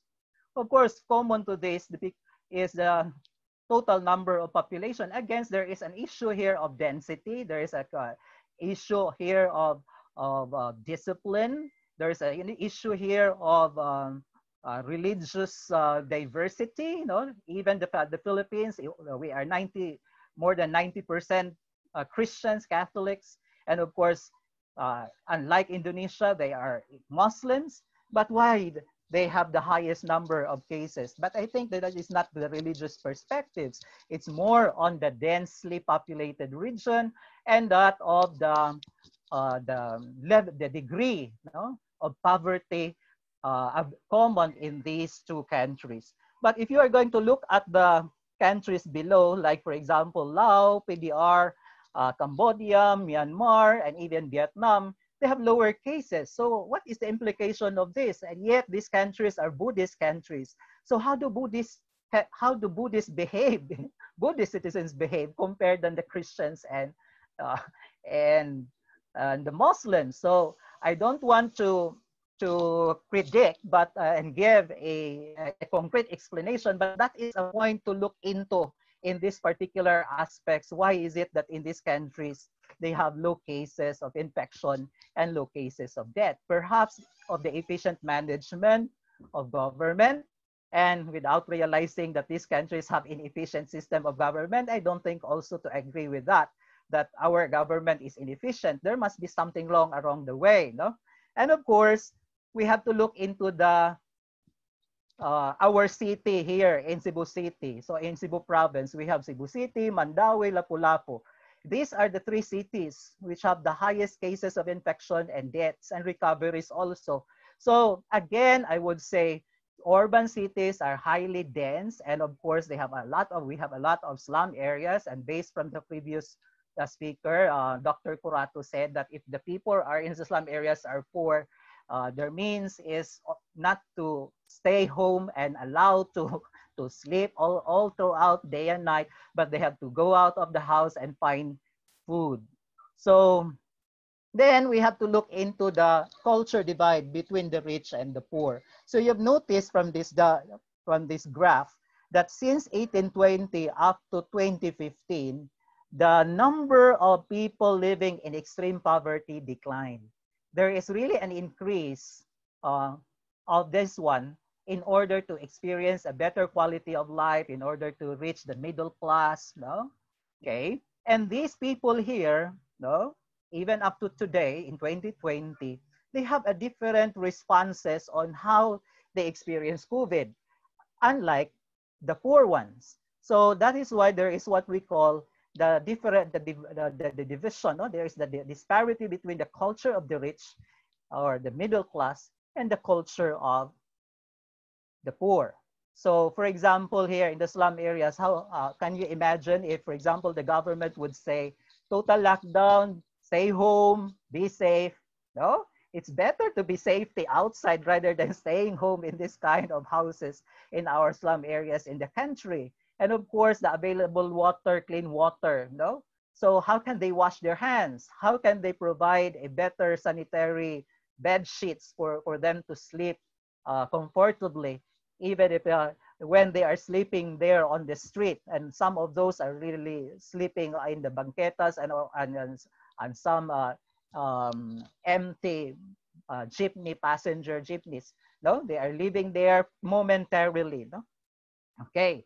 And of course, talking about perspectives, there are two perspectives of culture as we have to consider. We have the essentialist perspective. This is the perspective that we have to follow and preserve the culture based on the conventions. This is what the curators observed, that artifacts should be stored in with proper care in the museum for preservation. But of course, there is the other side of it. This is the progressivist culture. So when we speak about progressivist culture, it's not just enough that we have to protect and curate it in the museum and preserve it for the next generation, but we have to enhance it to make it useful so that this can really be of help for earning income and to achieve a better quality of life. However, from that shift from being progressivist from essentialist, it's not that easy. It created issues here for some pro-essentialists and some pro-progressivists. That is why it is always be a dialectical process. It is always be a constant dialogue. It is always be a negotiation between these two groups of people. Just like, for example, wearing of face masks. Now, for the progressivists, this is really protection of the health. And this is where businessmen will earn money because they have to produce a lot of face masks, no? And this is really business. There is a business motives for this. But for the essentialists, like for example, those who don't like to wear face masks because this is really a sign of intimidation. This is a sign of dominance. Then they will not really favor for it, no? So this will really lead to the greatest challenge of what May Ngo-Ying Pong May mentioned in her article in 2018, that she said, the obvious mismatch of culture divide between the West and the East, where Western context is not appropriate in the Oriental context. And once it is insisted to enforce, it creates a certain cloning of Asian perspectives. And we include this, no? Filipino are Asian. So we experience cloning of our culture, even if this is not really truly Asians or truly Filipino. So that's it. We call it blended, we call it bastardized, but that is the truth in terms of the mismatch. So let us analyze how the mismatch is concentrated in the practice of the wearing of face masks. For example, in the Western countries, like that in the United States of America, they refuse to wear this because this is a symbol of submissiveness. No? Most Americans, most Western people, they consider wearing a face mask is a symbol of submissiveness. And they are very dominant, they are very aggressive. So much as they wanted to remove it, okay, and they consider that this is violative to their rights to breathe fresh air, because the air that they breathe and inhale and exhale are being trapped with the face mask. That is why for the first period from early February up to April and May, the Americans refused to wear that. Only this time that they have experienced thousands of deaths of COVID that they really wear face masks. But how about in the Eastern countries, no, in the Orientals, including us, the Filipinos? There is no problem for us Filipinos because we just follow to wear face mask. Why? Because historically, we have a culture of binukot, no? Way back during the time of the pre-Spanish period, Raja Humabon and Lapu-Lapu, their wives were former binukot women, their faces were covered, and even their entire body. This is similar to the Muslim practice of burqa. So this is really, the first speaker mentioned about gendered, it's highly gendered. So there's no, I think the problem is not as problematic as high compared to the Western world. However, in terms of women's rights, this is really a problem because much as we have to show your face to the public in order to project your beauty, then during this time of pandemic, this is really not anymore observable.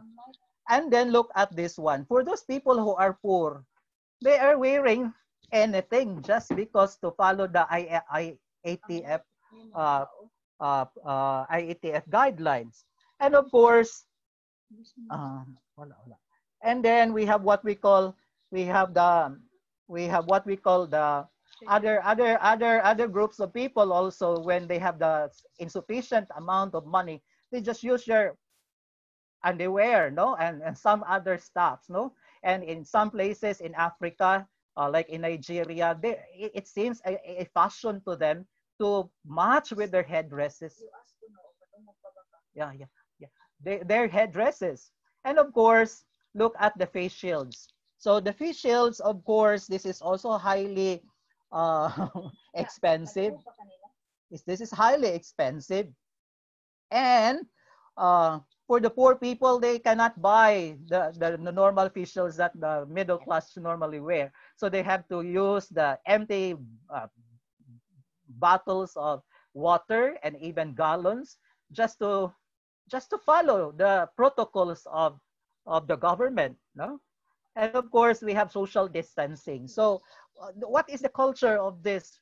Now, of course, regardless whether we are Westerns or Orientals, we have to socialize. Our nature is very gregarious as human beings. We don't want to be put in a trap that curtails our right of mobility. But because of this, the pandemic, we are really asked to observe physical distancing. So look what happened in some restaurants in the European countries. They are really placed like in a cage, and of course in a train or in a bus, we have to sit one seat apart. And when you have to transact business in the bank, then the same, we have to follow the same way. So this is what Randy was talking about, that we have to follow the conventions. Otherwise, you have to prioritize.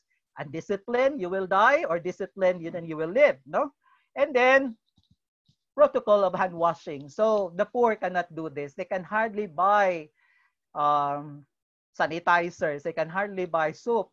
And then where is the clean water? So again, that is an issue. And of course, community quarantine. This is a violation of our right to mobility. But we have no choice except to stay home. Added with this, we have lockdown. So we have the longest history of lockdown in all countries in the world. Imagine from March 15 up to this time, no, when we experienced GCQ, then still we stay home. So it's true that there is, some of us will experience depression, some of us will experience an entire lifestyle, as what Sir Tata mentioned. But then we have to find way. Culture is always be there at the doorsteps on how do we respond this kind of situation. So do you agree that time has changed but values remain? Of course, it may be true, but there are times that we have to enhance and replace the wrong values, no? So I would like to show this time because this literature, because I came across this literature from Emerita Quito from 1994, Kesumbing, and then we have Gorospe, Hocano, and Liquanen, and of course, the latest of which is from Villalon et al. In 2019. So this is the study of what the Filipinos value, which have bearing an implication to COVID. So look at that. Very consistent is family orientation, closeness, security, closeness, solidarity, family. So based on this context, while we are experiencing pandemic, we are very happy. Nobody will die because of the close family ties. There is so much bonding, no? I hope there is no conflicting fractions inside the house. But of course, if this can be overcome by the members of the family, then this is a good value, no? But then there is also another one, faith, religiosity. So I heard that there are many Filipinos now are more prayerful compared than those before the pandemic came in, no? So everyone learns how to pray the rosary and what do you call that? Pray in their own religious denominations because of this crisis. And then, of course, empathy, no? Or kapwa, no? So I really admire what CNU is doing because there is a project of CNU Cares because this is in line of empathy, no? Pakikipagkapwa. And of course, hindi mawawala yung bahala na. So this Hokano and Kito always say that this is not a negative value. This is positive because this is really a contraction of the word bathala, bahala. So we have to rely to God everything what is going to happen with us. Some would say, bahala na, I will have to work. I will never be afraid with COVID. Otherwise, my family will be left hungry at home. So that's putting the circumstances to the divine providence that is God.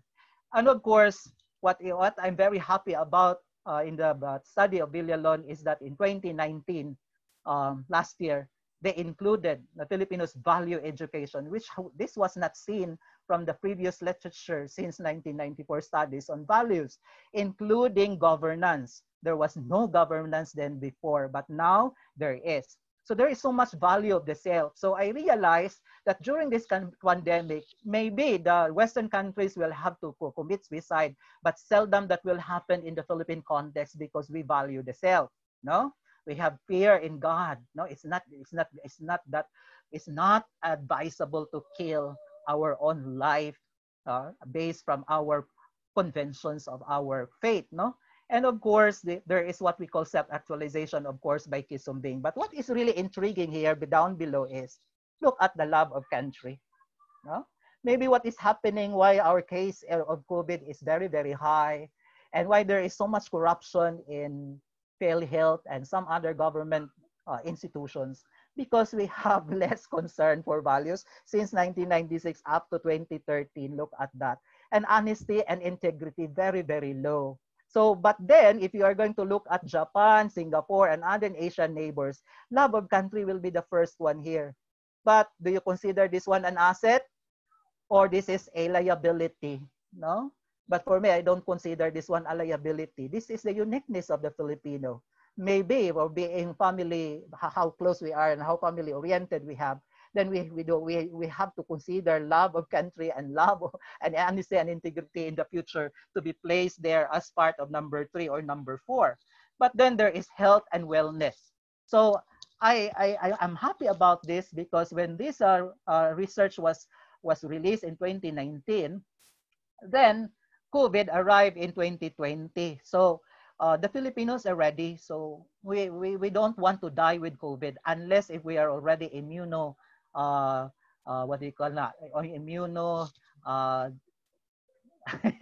We are having that already kind of sickness before, no? Immunocompromised. And then I happen to get also the percentage because the Villalon and et al. Tried to rank these values. Look at this one, no? So 100%, no?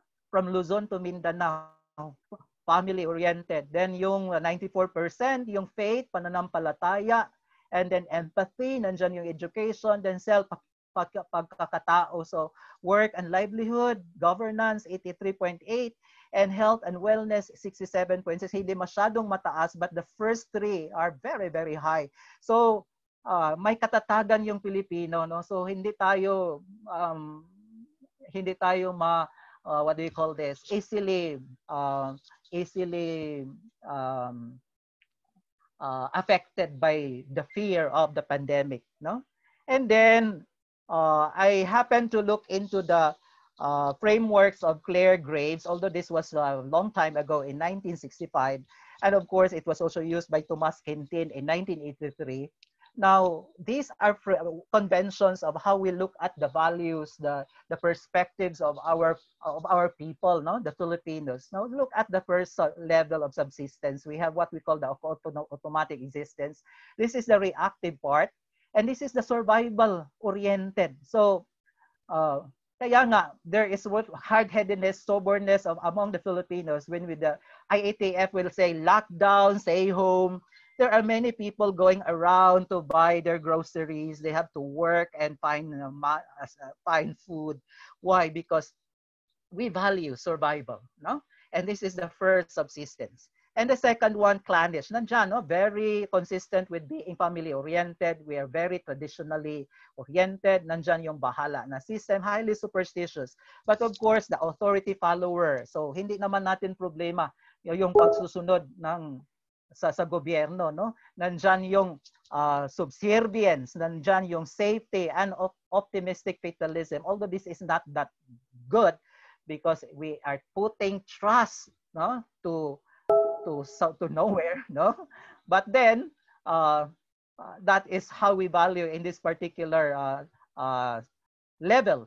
And then the third one, we have what we call the egocentric. So this is the self-centered. This is what we call the amor proprio comes in. This is the non-interference. And of course, the concept of hiya, no? So some of us still value this. And why there is corruption in government, look at this one, no? The assertiveness to the point of aggressiveness, palakasan, compadre system. So those people who are really working in PhilHealth, they know each other. And of course, what is the result of that? That is the use of power. They manipulate the resources and the like, no? And of course, we have here saintly existence. This is how we conform with our divine providence, with God. We conform to the government. We conform to structures. We conform to social systems, etc. and the like. And then what is the result of this one? There is pagkabayani, no? So, and I'm referring about this with our frontliners, the doctors and nurses. They are sacrificing for those who are really sick with COVID. And of course, with minimal pay, then why they are serving that? Because that's really a sign, a symbol of heroism. And then we have what we call the fifth one, no? Okay, so we have what we call the materialistic existence, so go-getters, no? So those who are really experiencing pandemic, they are still earning money, no? They're using their talents, no? Shopee, Lazada is always there. So why? Because for our end value of materialism, no? So it seems that there is no problem as long as you have money. As long as you have the cell phone, then you can really order Lazada and Shopee, no? So this is highly materialistic. But for those who are poor, how can they really have this kind of value? So of course they are not that competitive, no? And then we have what we call the sixth level. We have what we call personalistic experience. This is the people-oriented aspect, no? Familism is always there. There is the value of sociocentricity. Then bayanihan. I would like to discuss more on the bayanihan aspect and the nationalism aspect, because this is a good value. This has been forgotten for a long time, but good that the President Duterte tries to have the Bayanihan to Heal Act, no, which the IATF uses, no? So we have this kind of value even in the in Cebu. I will mention that in the subsequent slides later on. But then we have to consider the seventh level. We have what we call the freedom lover, no? We are really freedom loving. Look at the EDSA revolution. Even up to now, we keep on accepting and we are conscious about this. Then we have also highly self-motivated, no? We have this kind in order to for us to achieve titles, no? Even this time, so I always expect that there are more enrollees in the online system right now, because education does not stop, and this is the value of the Filipino in order to get a degree. And of course, they have to be happy about that in the end, because that is the status, no? They have to proceed to the master's degree, to the doctoral degree, just to earn a degree. And that is within the cognitive existence. And then the last one, we have the eighth level. This is what we call the experientialistic. And some of our people does not reach this kind of level yet. Now, there are people who are really good in partnership. They experience in loving and respect for life. They wanted to have that value of community. They are listening to other people because they wanted to experience collaboration and convergence with fellow men. And of course, for more spiritually guided individuals, there is the union between them and God. So this is really the point of transcendence for some people who are really highly spiritual. Okay, so if we are going to look into the literature that I mentioned, the study of Villalon is very consistent from the previous. Although, no, I am very saddened about this, that this is really high time for us Filipinos to put this 10 years to 20 years from now, because we do not know when will be the next study for survey of values, Philippine values in this country. It might be 10 years from now. I hope that 10 years from now, honesty and integrity and love of country will be the fourth, the third, or even the first. No? Okay. Now, there was a study by my student. This was the study of Charis in 2017, because he was trying to find out the difference across generations. So he surveyed the elementary, the high school, up to the elderly generation in her place. And this is what came out. Look at this one, the green line. This is really for the college students who are millennials. Okay, so they have different values. It seems that these values these generations are not afraid of COVID. So while for us, the 50s and the oldies will right to stay home, but these people will never stay home. They still use their masks, they go out, and then they experience fun. There was one time I went to Ayala the other day. I noticed that there are people around in Ayala in the mall, but then who are these people? Mostly these are millennials. So it seems that this study, although sectoral, how I wish there will be a replication of this one in the entire country across generations, that this group of people, the millennials, the elementary students, and even the kids have different values perspectives. They have different ways on how to respond COVID, no? Okay, while we are afraid to die, but these people are not afraid to die, no? So this is how it looks, no? Looking into the path analysis, no? From elementary down to the elderly, the saintly is the first. So you've noticed that from elementary to the elderly, the older people, although we value the family, but of course, being saintly, there is really fear of God, no? And the second one is cognitive. So why? Because education here has an impact.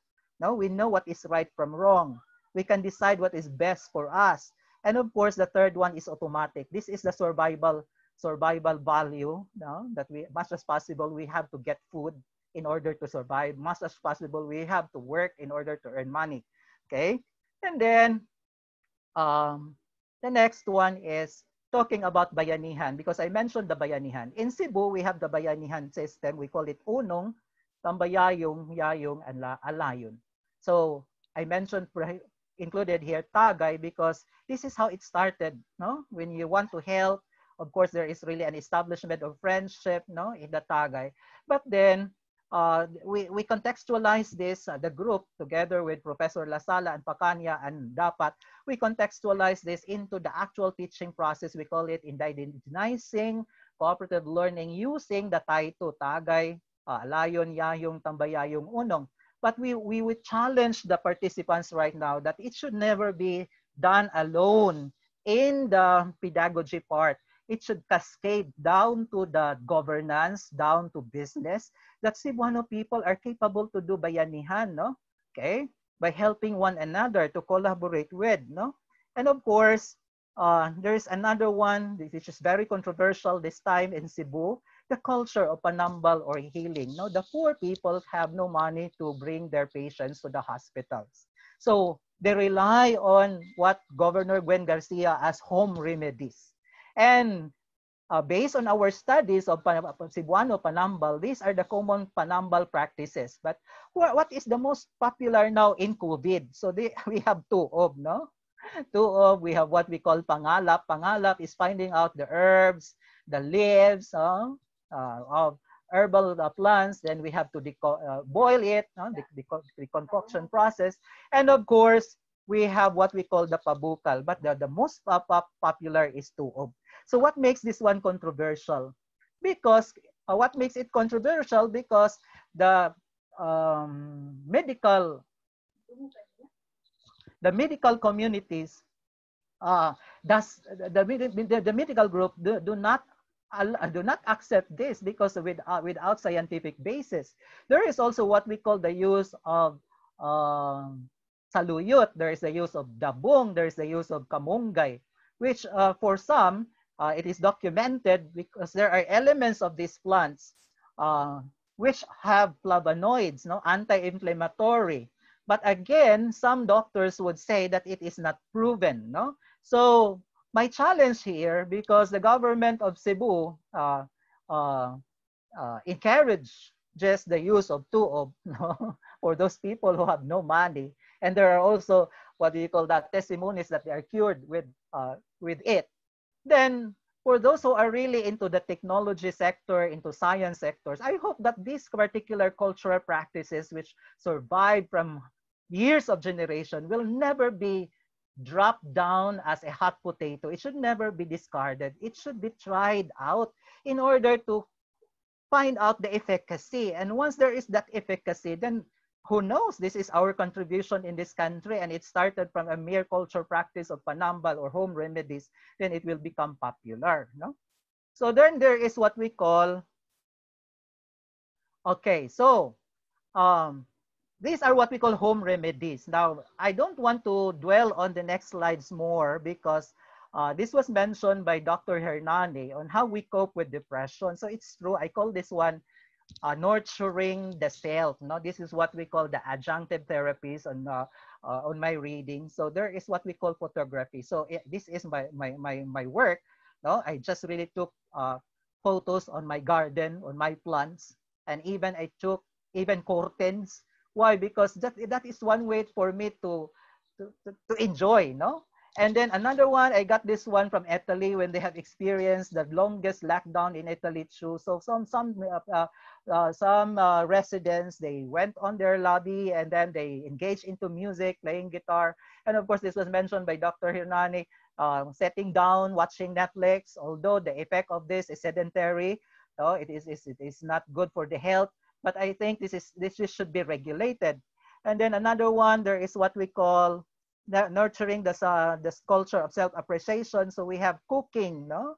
And then gardening. It was mentioned by Dr. Hernani too. We have in the city, it is encouraged to have vertical gardens, and it should never be ornamental. It should be really raising food on the table, like vegetables, fruits, no, and the like. And of course, some of those who are really good in writing, we can really write more on poetry, we can engage into reading, and of course doing research. These are also things that make us busy. And of course, in order to maintain a good life, we have to engage into workout. Of course, I have my push-up every alternate day. So before I could hardly do this, I could have only 10 counts of push-up, but then this time I could really manage to have 36 to 40.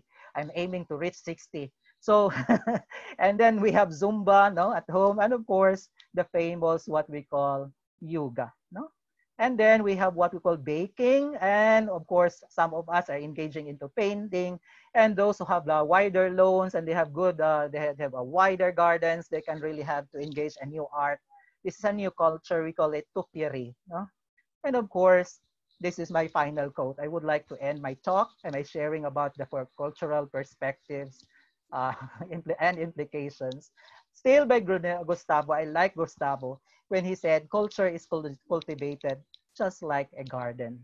So I hope that those people who consider culture as really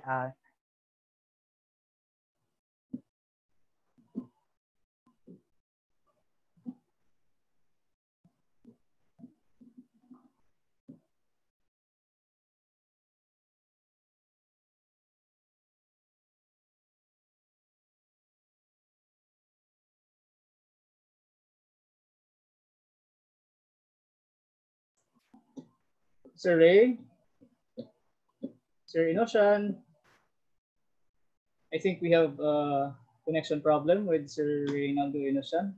So I'd like Dr. Reynaldo Inusan for sharing with us this afternoon the importance of culture, that with improved learning and health, increased tolerance and opportunities to come together with others, culture enhances our quality of life and increases overall well-being of both individuals and communities.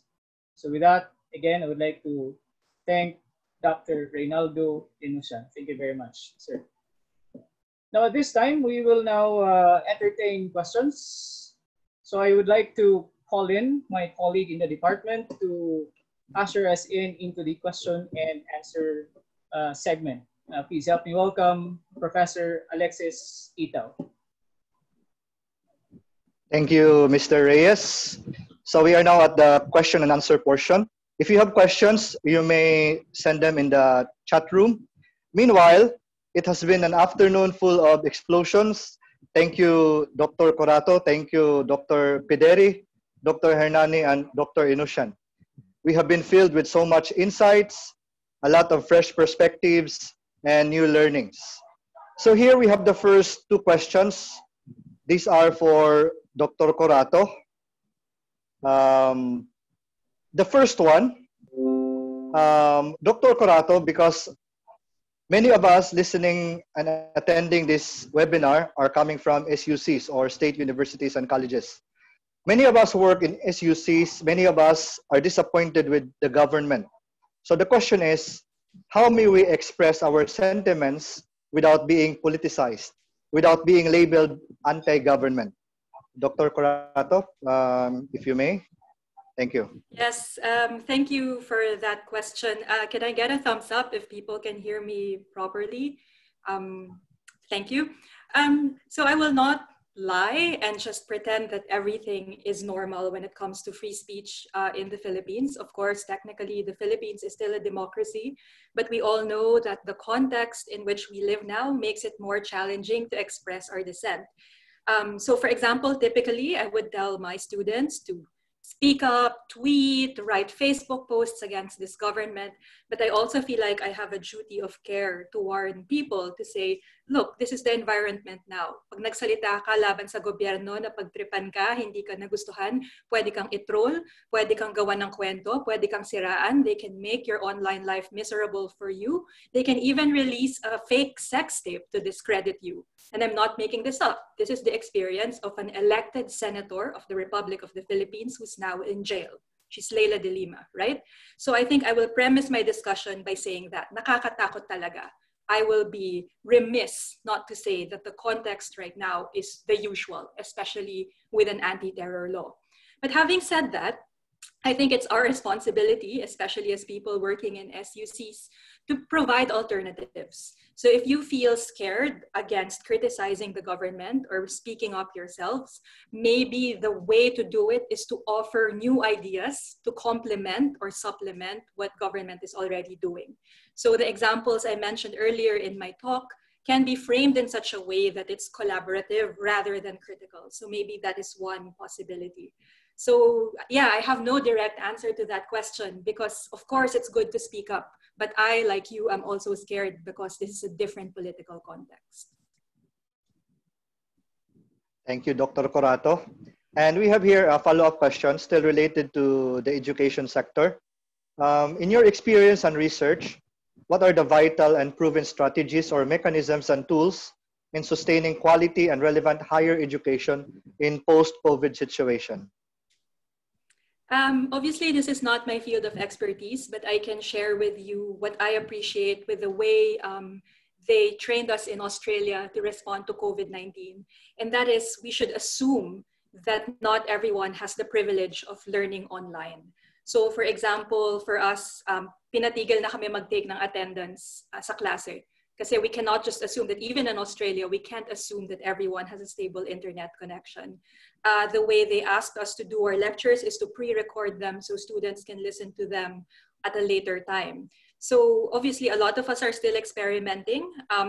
Personally, what I started doing in the class that I'm teaching, which is a research methods class, is to use the language of Gen Zs, which are my students, which is to use the language of vlogging, blogging, short videos.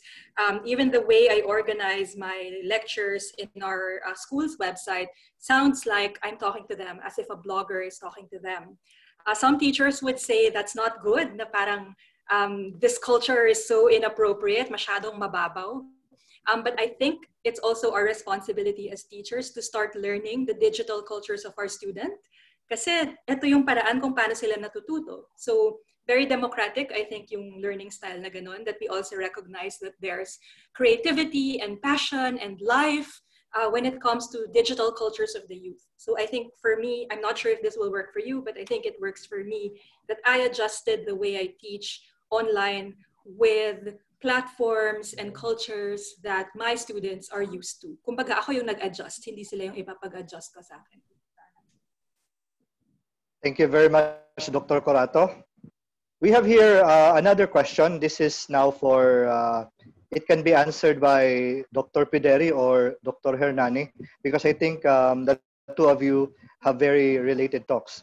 As we are having this seminar, the DepEd actually announced that classes, the opening of classes is now being postponed. From August 24, it is now moved to October 5. So here we have questions for either Dr. Pideri or Dr. Hernani. Sirs, at this point in time, teachers are actually very busy, very stressed preparing modules. What will be your advice so that our teachers can deal with the adversities brought about by the pandemic? What is your concrete advice to them? Thank you very much.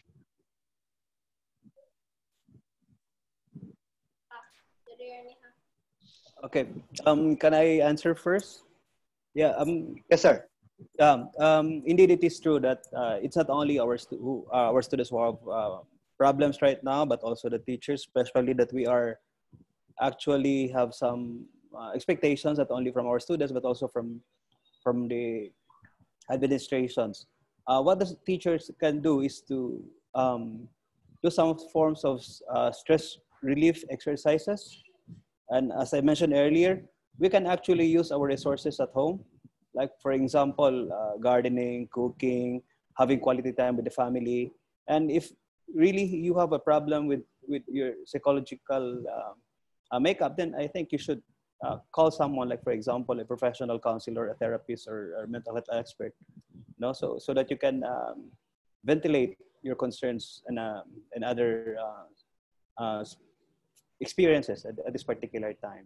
And also, try to listen your time with the social media, because actually the media right now is very toxic. It has lots of negative things, not only with regards to our current situations, but also to other concerns as well. So refrain from having more time on social media, but rather spend more time on your person and with your family.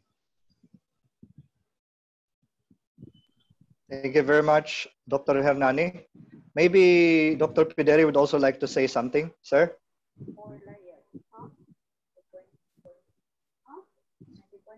Is Dr. Pideri around? Okay.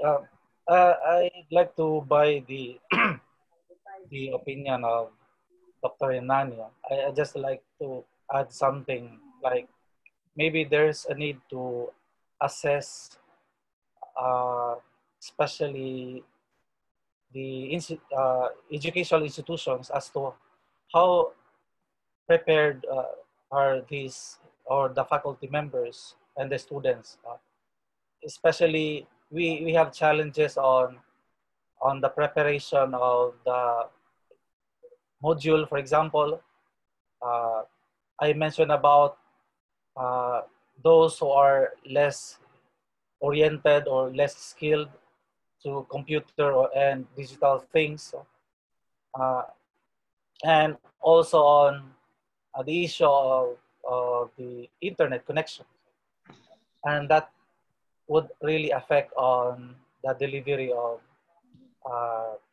a certain education that we have in the new normal. So if meaning if we are not prepared, or if lots of institutions are not that ready, so I think we have to go with the advice of DepEd, of or to postpone the opening of the class. Thank you. Thank you very much, Dr. Pideri. There is actually one question here for Dr. Inushan, but I don't know if he is still with us because a while ago. I'm very sorry. Here. Sir Ray, are you here? Yeah, I'm here. Okay. I'm So, very sir, sorry with my connection. okay, sir, here is a question for you. Yeah. The COVID-19 has definitely changed the social and educational landscape in our country. How do you imagine our education sector will be a few years from now after this pandemic? Thank you, sir. It depends when will be the pandemic ends. There's no difference, no. The education in the after this pandemic, there's no difference. Perhaps the only difference is that our students are more convenient to use. They are more convenient to use the technology because they're used to this time. During the what do you call this? During the online flexible learning, DepEd calls it blended learning. So they know they will use this experience in the future, and that's the only advantage. Okay.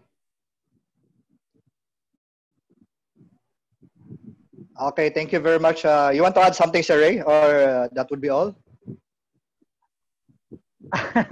So in terms of culture,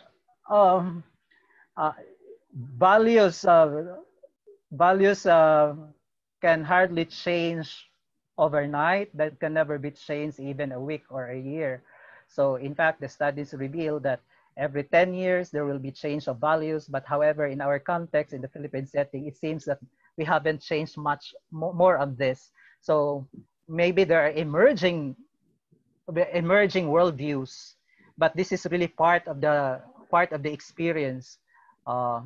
We cannot predict what is going to happen. No, it remains unpredictable. But I think that will be this time what we experience today in terms of our cultural practices. That will still be the same in the future, after COVID. Okay, thank you, Dr. Inushan. We have here another question for Dr. Corato. This is from someone who has read the book you edited. I think the title is A Duterte Reader. In spite of the many disappointments that Filipinos experience because of this present administration, still Duterte, as a man, as a president, continues to receive massive support from majority of the Filipinos. As a sociologist, how would you explain this?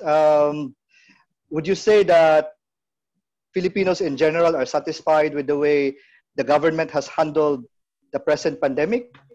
Or would you trace that to perhaps regionalism? People in Visayas and Mindanao still continue to support him.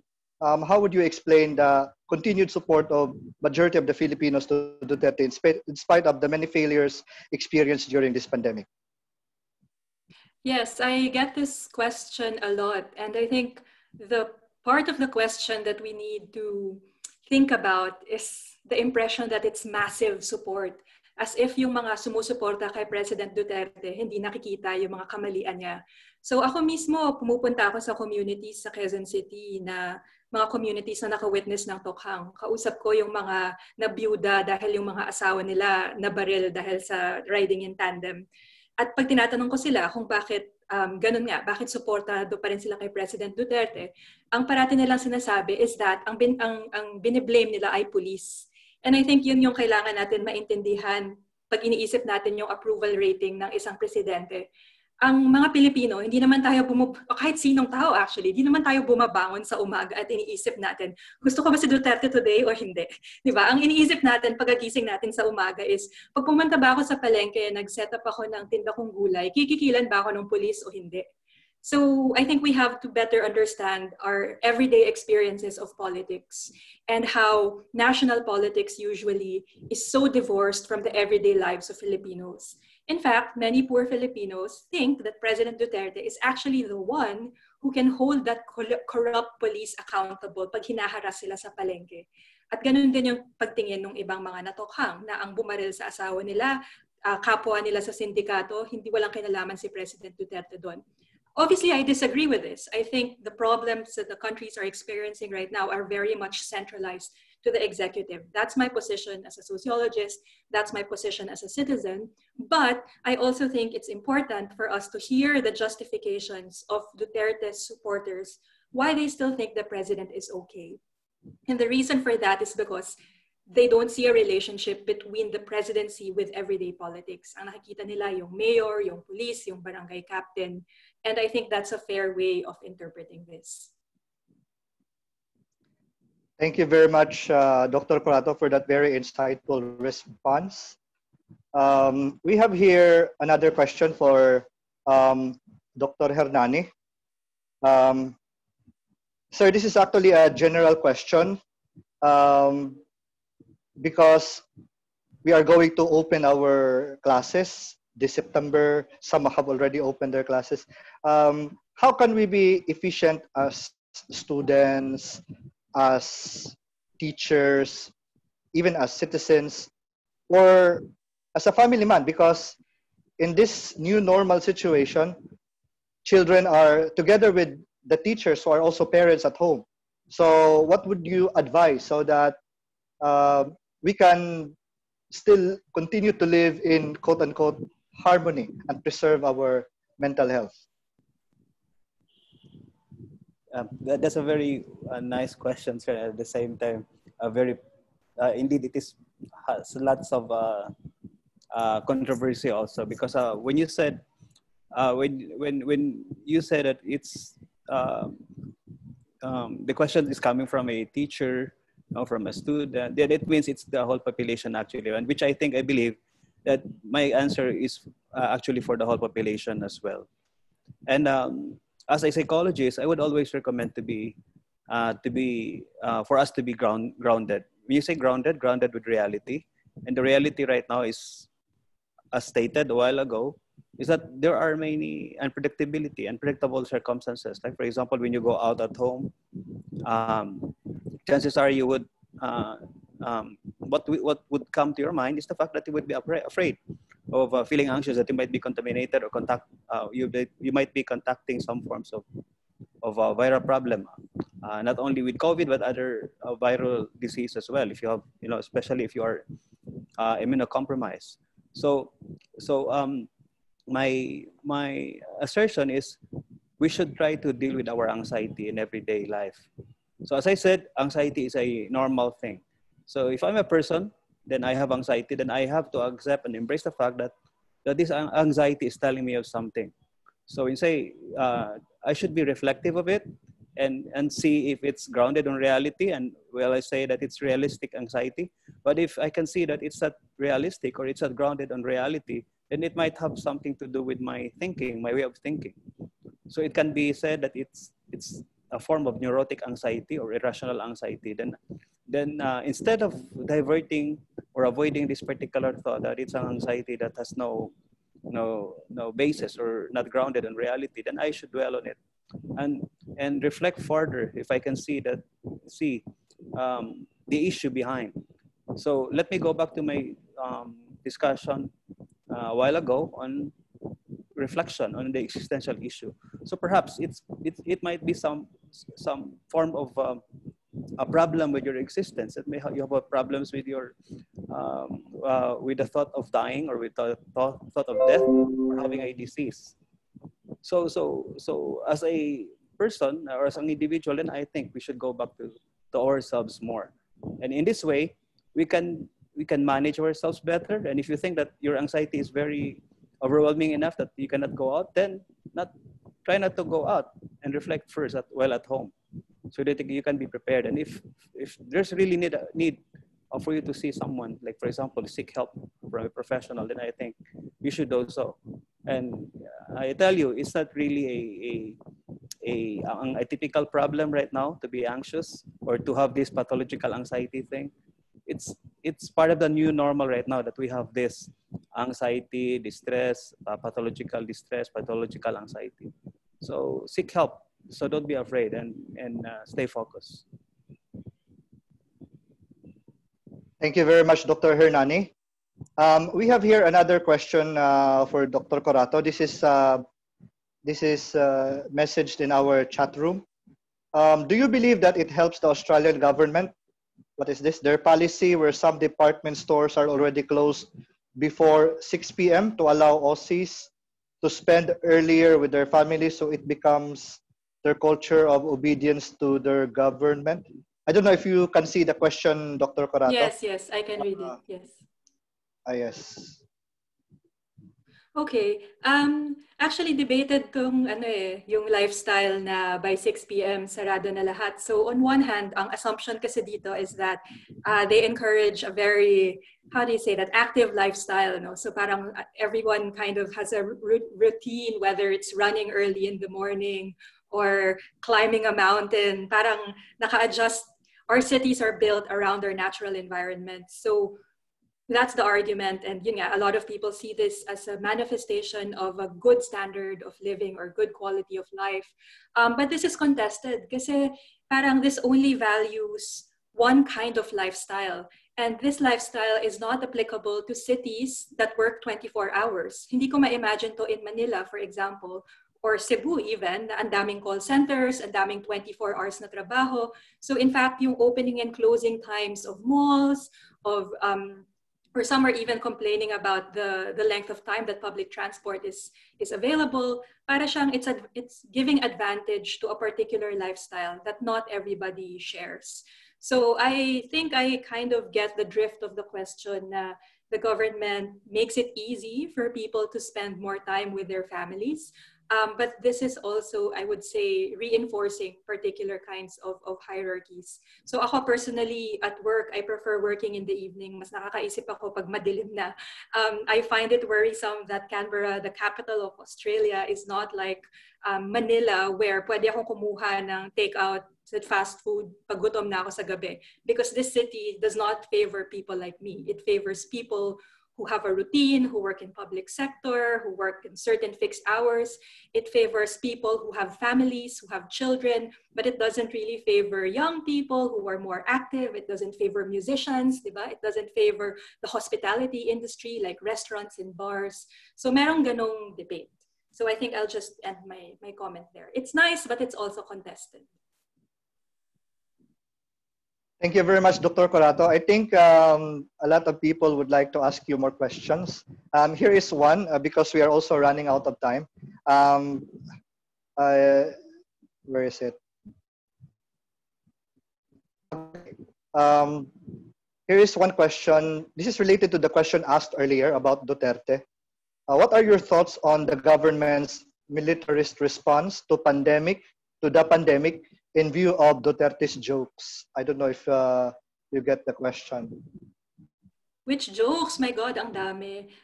But I would actually just argue that the militarized response to the pandemic is not a surprise. This president or this administration has had many wars, diba? There's a war on drugs, war on Marawi, now war against the virus, and then next war against the oligarchs. So from the beginning of the Duterte regime, securitized naman lahat ng approach to many issues that this country faces. So if we think about the drug war, for example, for many countries, even Latin American countries that had their own drug wars, there is an international consensus that the issue of illegal drugs is a public health issue. And yet, this public health issue is a securitized issue in the Philippines. It's a crime and punishment issue. And if you think about it, parehas lang din siya ng response sa pandemic. Obviously, the pandemic is a public health emergency, but the response is similar to the response of the drug war. Padala mo yung pulis sa kalye, padala mo yung mga militar, right? So it's not unexpected. It's normal for the Duterte regime to do this. So I think the question now is, anong legacy ng ganitong klaseng securitization to our police and military forces? If or when the president steps down from power, what kind of military and what kind of police are we left with? And I think that is worrisome because we have to socialize these institutions of coercion to democratic values. Hindi pwedeng ang police at militar parang mag-act na siga lang sila, di ba? Na they're just following orders from the president. That's not how democratic politics work. The coercive apparatus of the state should be held accountable to the people. They should be held accountable to democratic values. Thank you very much, Dr. Corato. Time check, it's 32 minutes after 4 o'clock. Sir Reyes, Yes, do proceed, sir. we still continue or do we still, because I actually see one question in the chat room. Please proceed, sir. Okay, there's actually one question in the chat room for Dr. Corato. Let me see, where am I? Can you see it, ma'am? Yes, I can read it. It's a question about how leadership of mayors and how cooperation and collaboration can be enhanced, especially to the vulnerable sector.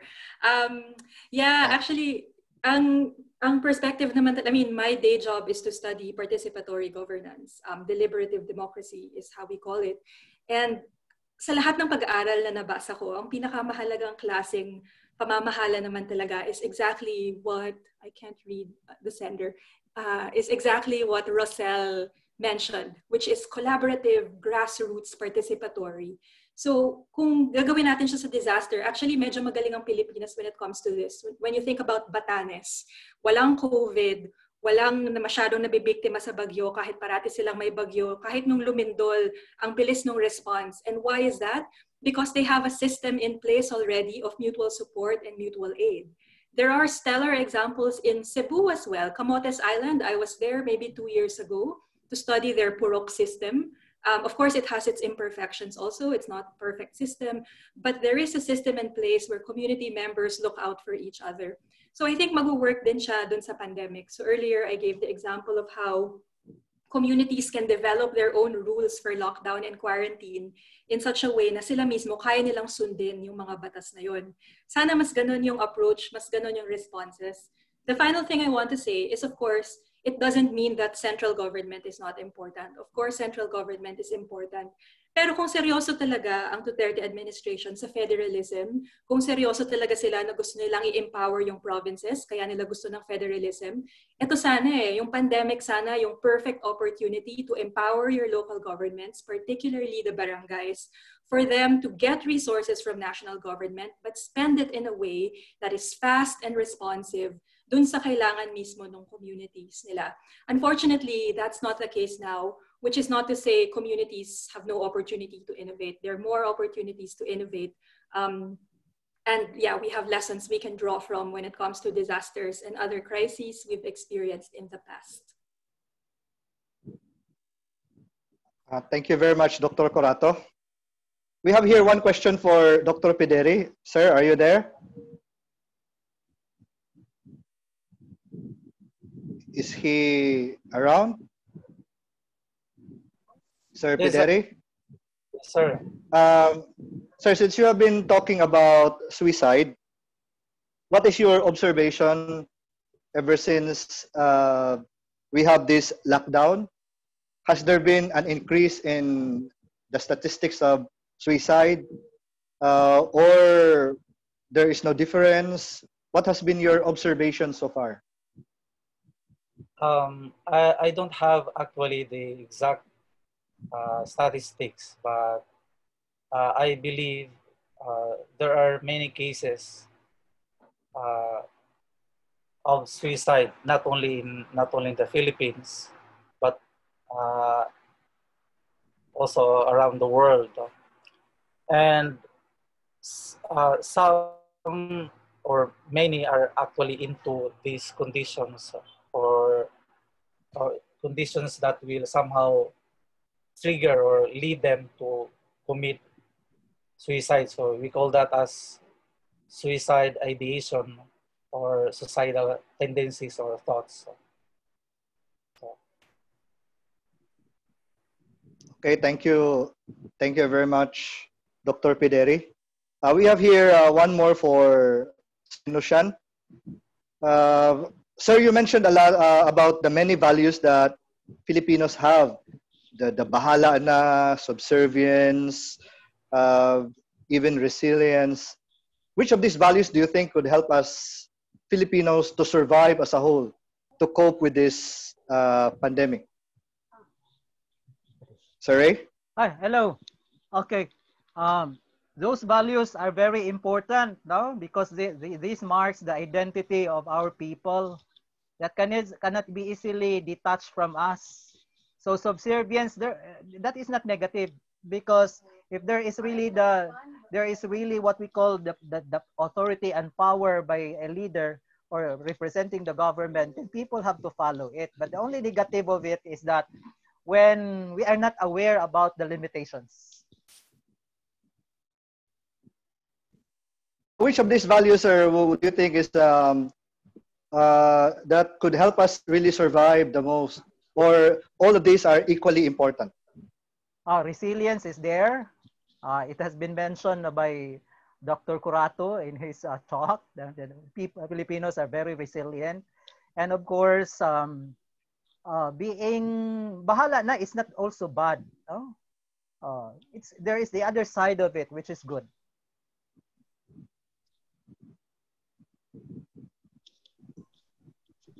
There is a question.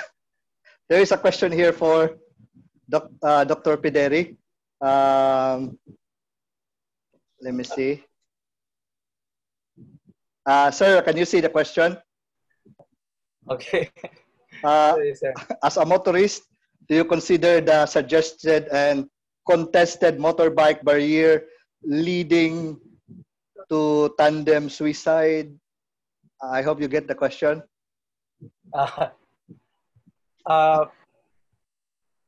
Honestly, I don't like the policy on the barrier, but I don't also think that that will lead to tandem suicide.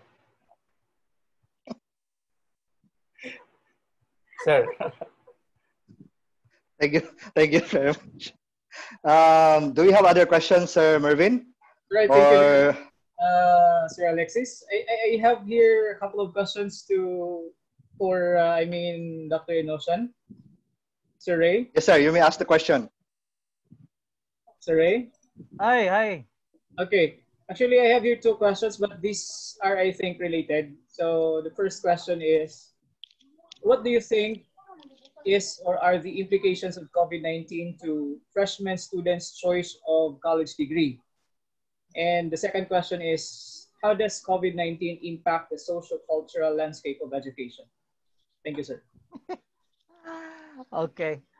Now, I cannot answer the first question, no? Honestly, because that is really a decision of the students, no? Whether they will enroll or not to enroll. And the selection of their degrees, that is also a part of their choices, and that is personal, no?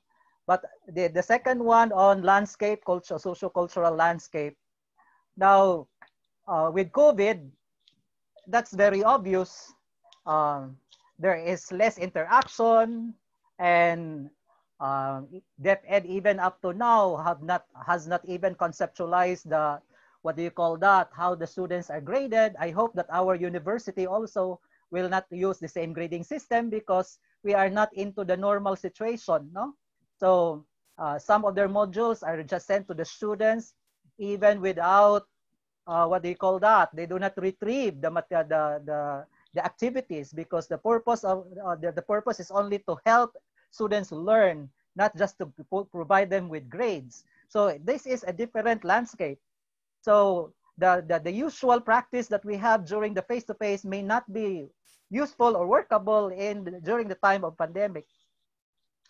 even the online system we have. So there was no current studies conducted about how effective the online is. Even the modular, everything is really surprising, no? So we have to expect the unexpected of all these landscapes.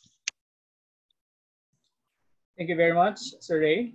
I have here one question for Dr. Hernani. Sir Tata. Yes, sir. Sir, a while ago it was asked the question in relation to the preparation and actual implementation of distance learning and the case of the teachers. We have also participants this afternoon who are office workers or office staff. What suggestion can you give to these people to at least maintain their mental health during this pandemic? Mental health, sir, is actually holistic health. So as I emphasized in my talk, there should also be physical wellness as well. So aside from having time for yourself to nurture your psychological well-being, then I think you should also have a time for yourself to do some exercises, physical exercises, like for example, doing some activities. Physical activities is different from physical exercises. Not just by merely doing some house chores is also a good exercise for us. So I think, as I said, use the resources back at home.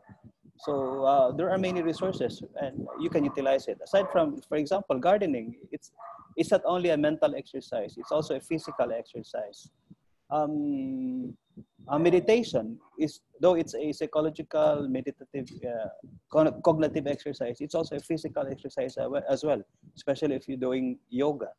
And you can also do some forms of physical activities with your loved ones back at home, like for example, simple exercises, like for example, physical activities like clapping of hands or moving around at home and playing some forms of activities or games. So I think as a person, we are very innovative at the same time creative. So why not utilize our creativity and innovativeness? So do things at home, and then instead of spending more time on TV, on your internet or social media, then I think, as I said, spend more time on your person and nurture your physical and psychological and also your spiritual well-being. And in fact, there's a study that praying is also a good form of exercise. Though we can see it as a form of cognitive exercise because you're not doing something, but it can make you feel relaxed. And when it can make you feel relaxed, then it can enhance your physical well-being as well. Thank you very much, Dr. Hernani. I'd like to call in Dr. Joseph Sol Galion. Do you have questions, sir?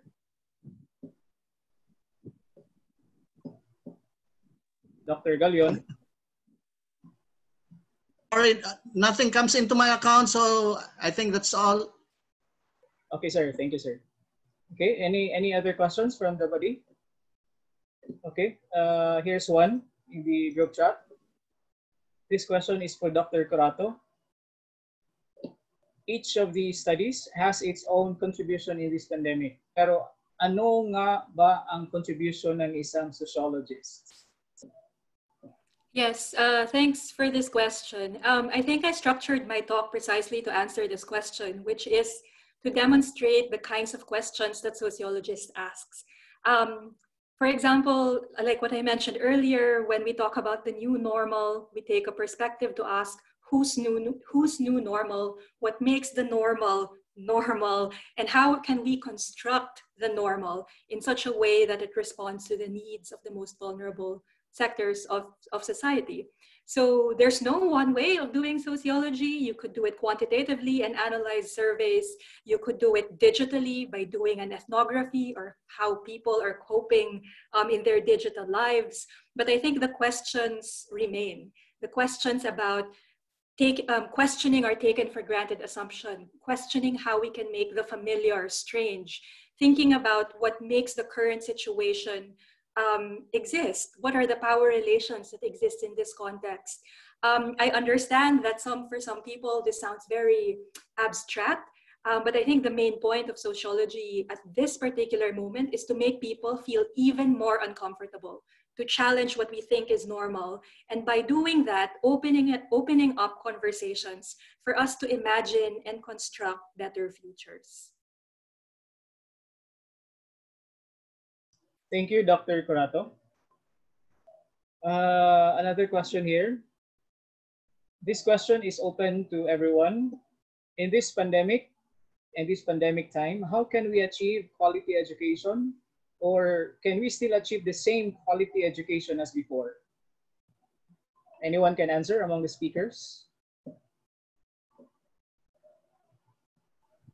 Yes, sir. Can I answer that question? I have something just pop up on my mind regarding this question. I think the problem right now is that we are using the old formula for education, though we are using a different platform, and that is the online platform. So I think it's a sad note that we are trying to fit in something which is not intended for this situation. So basically, I think we have to change the formula, not only our platform, but also our principles in teaching and also on education. So I think if you're talking about quality education, we cannot. I think we cannot evaluate that yet. Even if we would say 5 years after or 10 years after, I think it would take time for us to evaluate if the quality of education at this present moment is effective or quality enough. Because we are still using the same standards, only the different formula. So even we call it blended learning, flexible learning. It's the same hullabaloo actually. So there is no change actually. And I think if I would suggest, let us not focus on the intellectual side more, but rather on the emotional side more, because of the fact their situation right now, it's affecting a lot the psycho-emotional side of each one of us. So I think secondary yung natin yung intellectual. Primary is more on the emotional, psycho-emotional side. Thank you, Dr. Nani. Maybe we can hear some thoughts from Dr. Inosan. Okay, so even before the pandemic, that is our quest for quality education. It has been there before, but then I hate structures. I hate what do you call this, traditionalism in terms of education. How much more this kind of pandemic? Quality can be ascertained when all these structures, there's conventionalism will have to be broken, and there will be a new reconceptualization of new perspectives based from the students' experience. We call it the grounding level of the students, not from us, because we have to set or from above, but that is not what is the need in the ground. So I'm very happy, Abiner, that's the question from Abiner, and Abiner is from DepEd. I'm very happy that DepEd thinks about trying to reconfigure their assessment, because this is not the normal situation, I suppose. No? So I hope if whatever is that guidelines that the DepEd will set, and I hope HED will also plan this out, all the existing structures that we practice, policies in terms of instruction, in terms of curriculum, in terms of assessment, will have to be set aside because of the new emerging norm. And that is the crisis, vis-a-vis the crisis. Thank you very much. Thank you very much, Sir Ray Inosan. Can we hear from Dr. Corato, ma'am? I think my only contribution here is for us to stop thinking about digital learning as the second best. Increasingly, people live online, and that's not necessarily a bad thing. Correct. Of course, we know all the problems of social media. We know the problems of being online all the time and not interacting face-to-face. But conceding all of that, I don't think we can resist this trend any much longer. The question now is how we can make this space more engaging, for our students, right? So like what I mentioned earlier, maybe we need to embrace better the digital cultures that we usually laugh at. Some people would say, wala namang ginagawa yung mga bata, TikTok lang ng TikTok. Well, a lot of people now are starting to use TikTok as a learning tool. Maybe we should also be humble enough to recognize that maybe baka tayo yung kailangan matuto para mas maging effective teachers tayo. So I see a lot of opportunities. I see a lot of opportunities, even though fully recognizing all the problems of teaching online. Thank you very much, Dr. Nicole Corato. We have here, I think, one last question. This will be our last question for this afternoon. I'd like to recognize the chairman of the Communications Department of Cebu Normal University, Dr. Joseph Elvir Tubilan. Sir? Yes, good afternoon. I have a question to Dr. Hernani. Recognize, sir. Okay. In this pandemic, actually, I'm also working from home. I have a broadcast from home, actually. But there are times that I am affected, especially that there was a time that the positive cases reaches, like here in Cebu City, reaches 300 something. And for 2-3 days straight, 200, 300. And so there are times I am affected. Now, you said that we have to lessen our time in watching television, in reading the newspaper. Do you think that is important? What will be your suggestion to us, especially those who are consumer of the media? Yes, sir. Actually, based on studies, one of the triggering factors on why people nowadays are experiencing a lot of distress is because of the social media. And I know that you know well that social media is a free media. Anyone can just log on it and put some information, whether it's truthful or it's a lie or it's a fake. Then basically it would feed someone who would just read, even if you are not reading on it and you're just passing by, browsing on something, and then you happen to pass by on a particular publication or posting, then it would affect you. So that's why I would want to recommend the fact that we should listen our time on social media. And if you would like, and if you intend to use social media and other media as well, you know, as a form of educational or entertainment thing, then I think you should be choosy enough. So choose one that is credible, that is verified to be, you know, to be of integrity, rather than those, you know, just a fly-by-night media thing or information giving device or publications or publishers who just post nothing but, you know, things that are not good for our psychological and emotional health. Follow-up question. Yeah, follow-up questions? Follow up. Yes, in sir. what particular time during the day that is the best for us to watch, listen, read the news? It would depend really, sir. If you will want to know for example, the general information thing, studies will tell us that it's basically in the morning. And if you would want to have some entertainment, then it would be late in the afternoon or early in the evening. It would depend really on what. But if you're working and if you want to gain some information, then I think the best time is in the afternoon. So thank you. Yes, sir. Thank you very much. Thank you very much, Dr. Hernani. Thank you very much, Dr. Tubilan. And I'd like also to thank the rest of our speakers. Thank you very much, Dr. Nicole Corato, Dr. Randy Pederi, Dr. Manuel Hernani, and Dr. Rinaldo Inashan. At this point, ladies and gentlemen, allow me to read and to present the certificate of recognition to our speakers this afternoon. Okay, this will be a virtual presentation of our certificates of recognition. Can we have the certificate, please?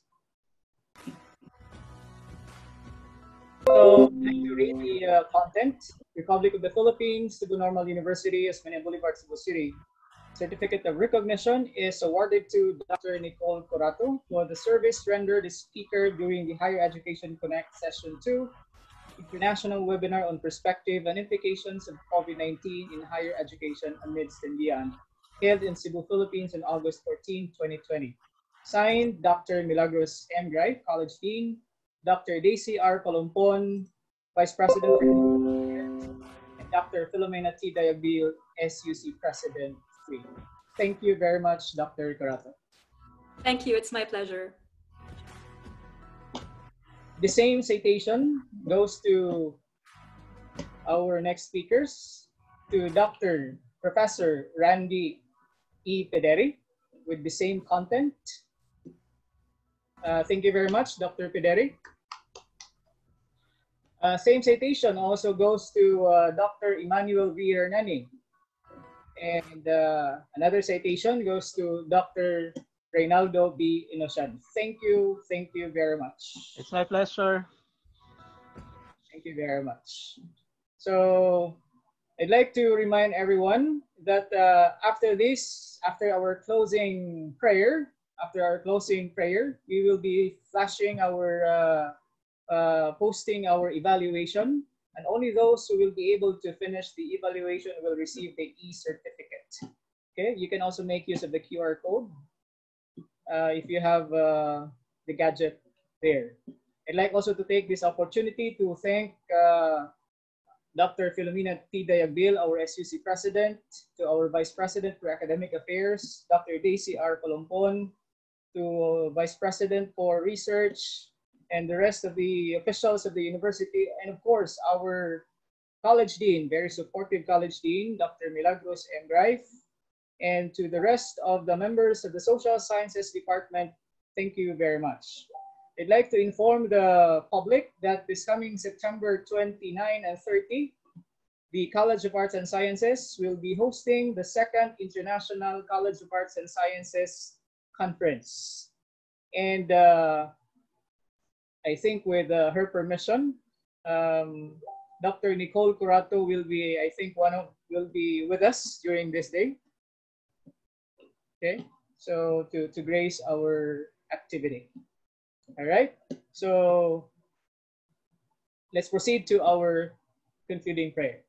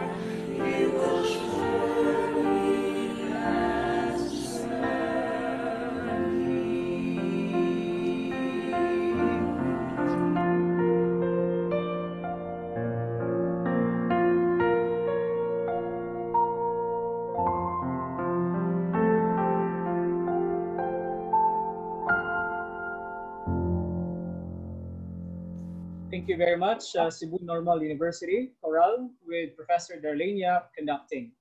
Once again, my dear friends, we have already posted in our group chat the link to our evaluation for this particular event. Can we have the QR code, please?